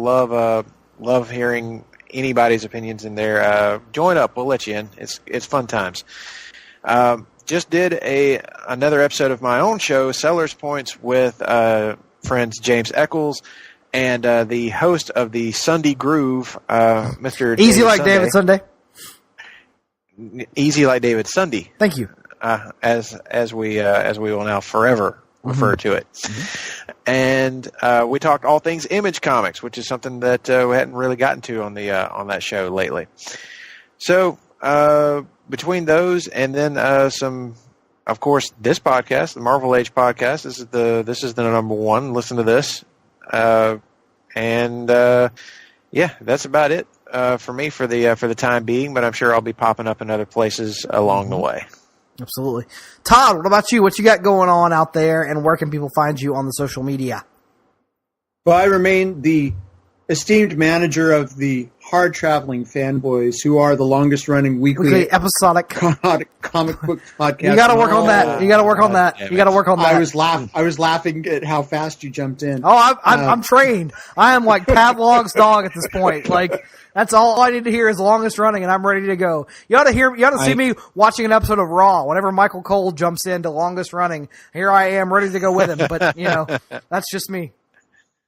And so I produce and manage that show. I manage Sellers Points, Easy Like David Sunday, Talkin' Pop here on the Place to Be Nation Pop feed, among other shows, PTBN Play. Uh-huh. And this show, I also have my own show called Conversation Comics, currently on a hiatus, but hopefully we will be soon returning to the airwaves, especially with the establishment of my new podcast studio, which is not in the middle of my house, but on the far end of my house here at my summer residence. And see, you just got to get you a podcasting studio in Ho Ho Loon Plaza in Vancouver, British Columbia, Canada, yes. And then you don't have to worry about anything, clearly.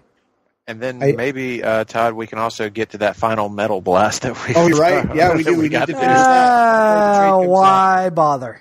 Anyway, Tim, your thoughts on Nick didn't like no. He does not. No offense to you guys as podcasters, just why bother? Tim, where can people find you on the social media, and what do you have out there on the internet right now? Okay, on the social media, you can find me at Psych68 on Twitter. That's at CYKE68. People get mad at me if I don't spell it out, as I've been told. So that's Twitter. Hit me up. Yeah, much like Russell, tell me all the things I got wrong, factually and opinion-wise, on this show and in life, because I'm wrong about a lot of things. And I know that is a strange way to end that sentence, but that's how I'm going to do it. Also, on Place to Be Nation Pop, the aforementioned and Haffey Award-winning, sometimes Welpy Award-winning, Talkin' Pop, myself, and Jennifer Smith. Jennifer Smith, a.k.a. Easy Like Jenny Sunday. So I will let Jenny hear that, fire back with that. I'm sure she will have some choice words that I cannot wait to hear, and that I will not take out of her mouth. Bitch, there ain't nothing easy about me. So we will have a June episode. I don't know what our topic will be yet, but I'm sure we will have a June episode that you can look forward to on Place to Be Nation. Boop! And on Place to Be Nation Wrestling, look for my monthly gig, WCW Survey Says. It's a retrospective of all the insanity from the world of WCW with my co-host Andy Helene. We'll have let's just call it a summertime themed edition of Survey Says for the month of June with our guest, Jordan Duncan. There you go. There you go. Good to hear, sir. And I, of course, am Nick Duke. You can find me on Twitter at NickDuke87. Much like my compatriots, I am, of course, a frequent participant over on the Place to Be Nation Comics Facebook page. I also, here at Place to Be Nation Pup, am one half of the Hard Traveling Fanboys who own and operate the two-time Haffey Award-winning, longest-running weekly episodic comic book podcast in all of Place to Be Nation, the Hard Traveling Fanboys. So look out for us over there. Nice attempt, Todd, on the trip up. I went fast to prevent you from doing that this time. But in any event, thank you guys for listening so much. Let us know your feedback. If you want to hit any of us up with feedback on Facebook, on Twitter, at the Place to Be Nation Comics Facebook page, if you have any comments you'd like to give, I think we could possibly work in some listener feedback into the show. Perhaps read some comments or questions on air and make this god-awfully long podcast even longer, if that's what you guys want to hear. So, with all that being said, a big thank you to all of you for listening. We hope you stick with us, and be sure to stay tuned to Place to Be Nation Pop, as the next thing coming from the Marvel Age brand should be Ben Morris's second episode of Marvel Age Masterclass as he reacts to this episode that you've just listened to. So go out there and look for it, and look for us coming with episode 3 covering 1964 sooner rather than later. Thanks again for listening, and have a great night.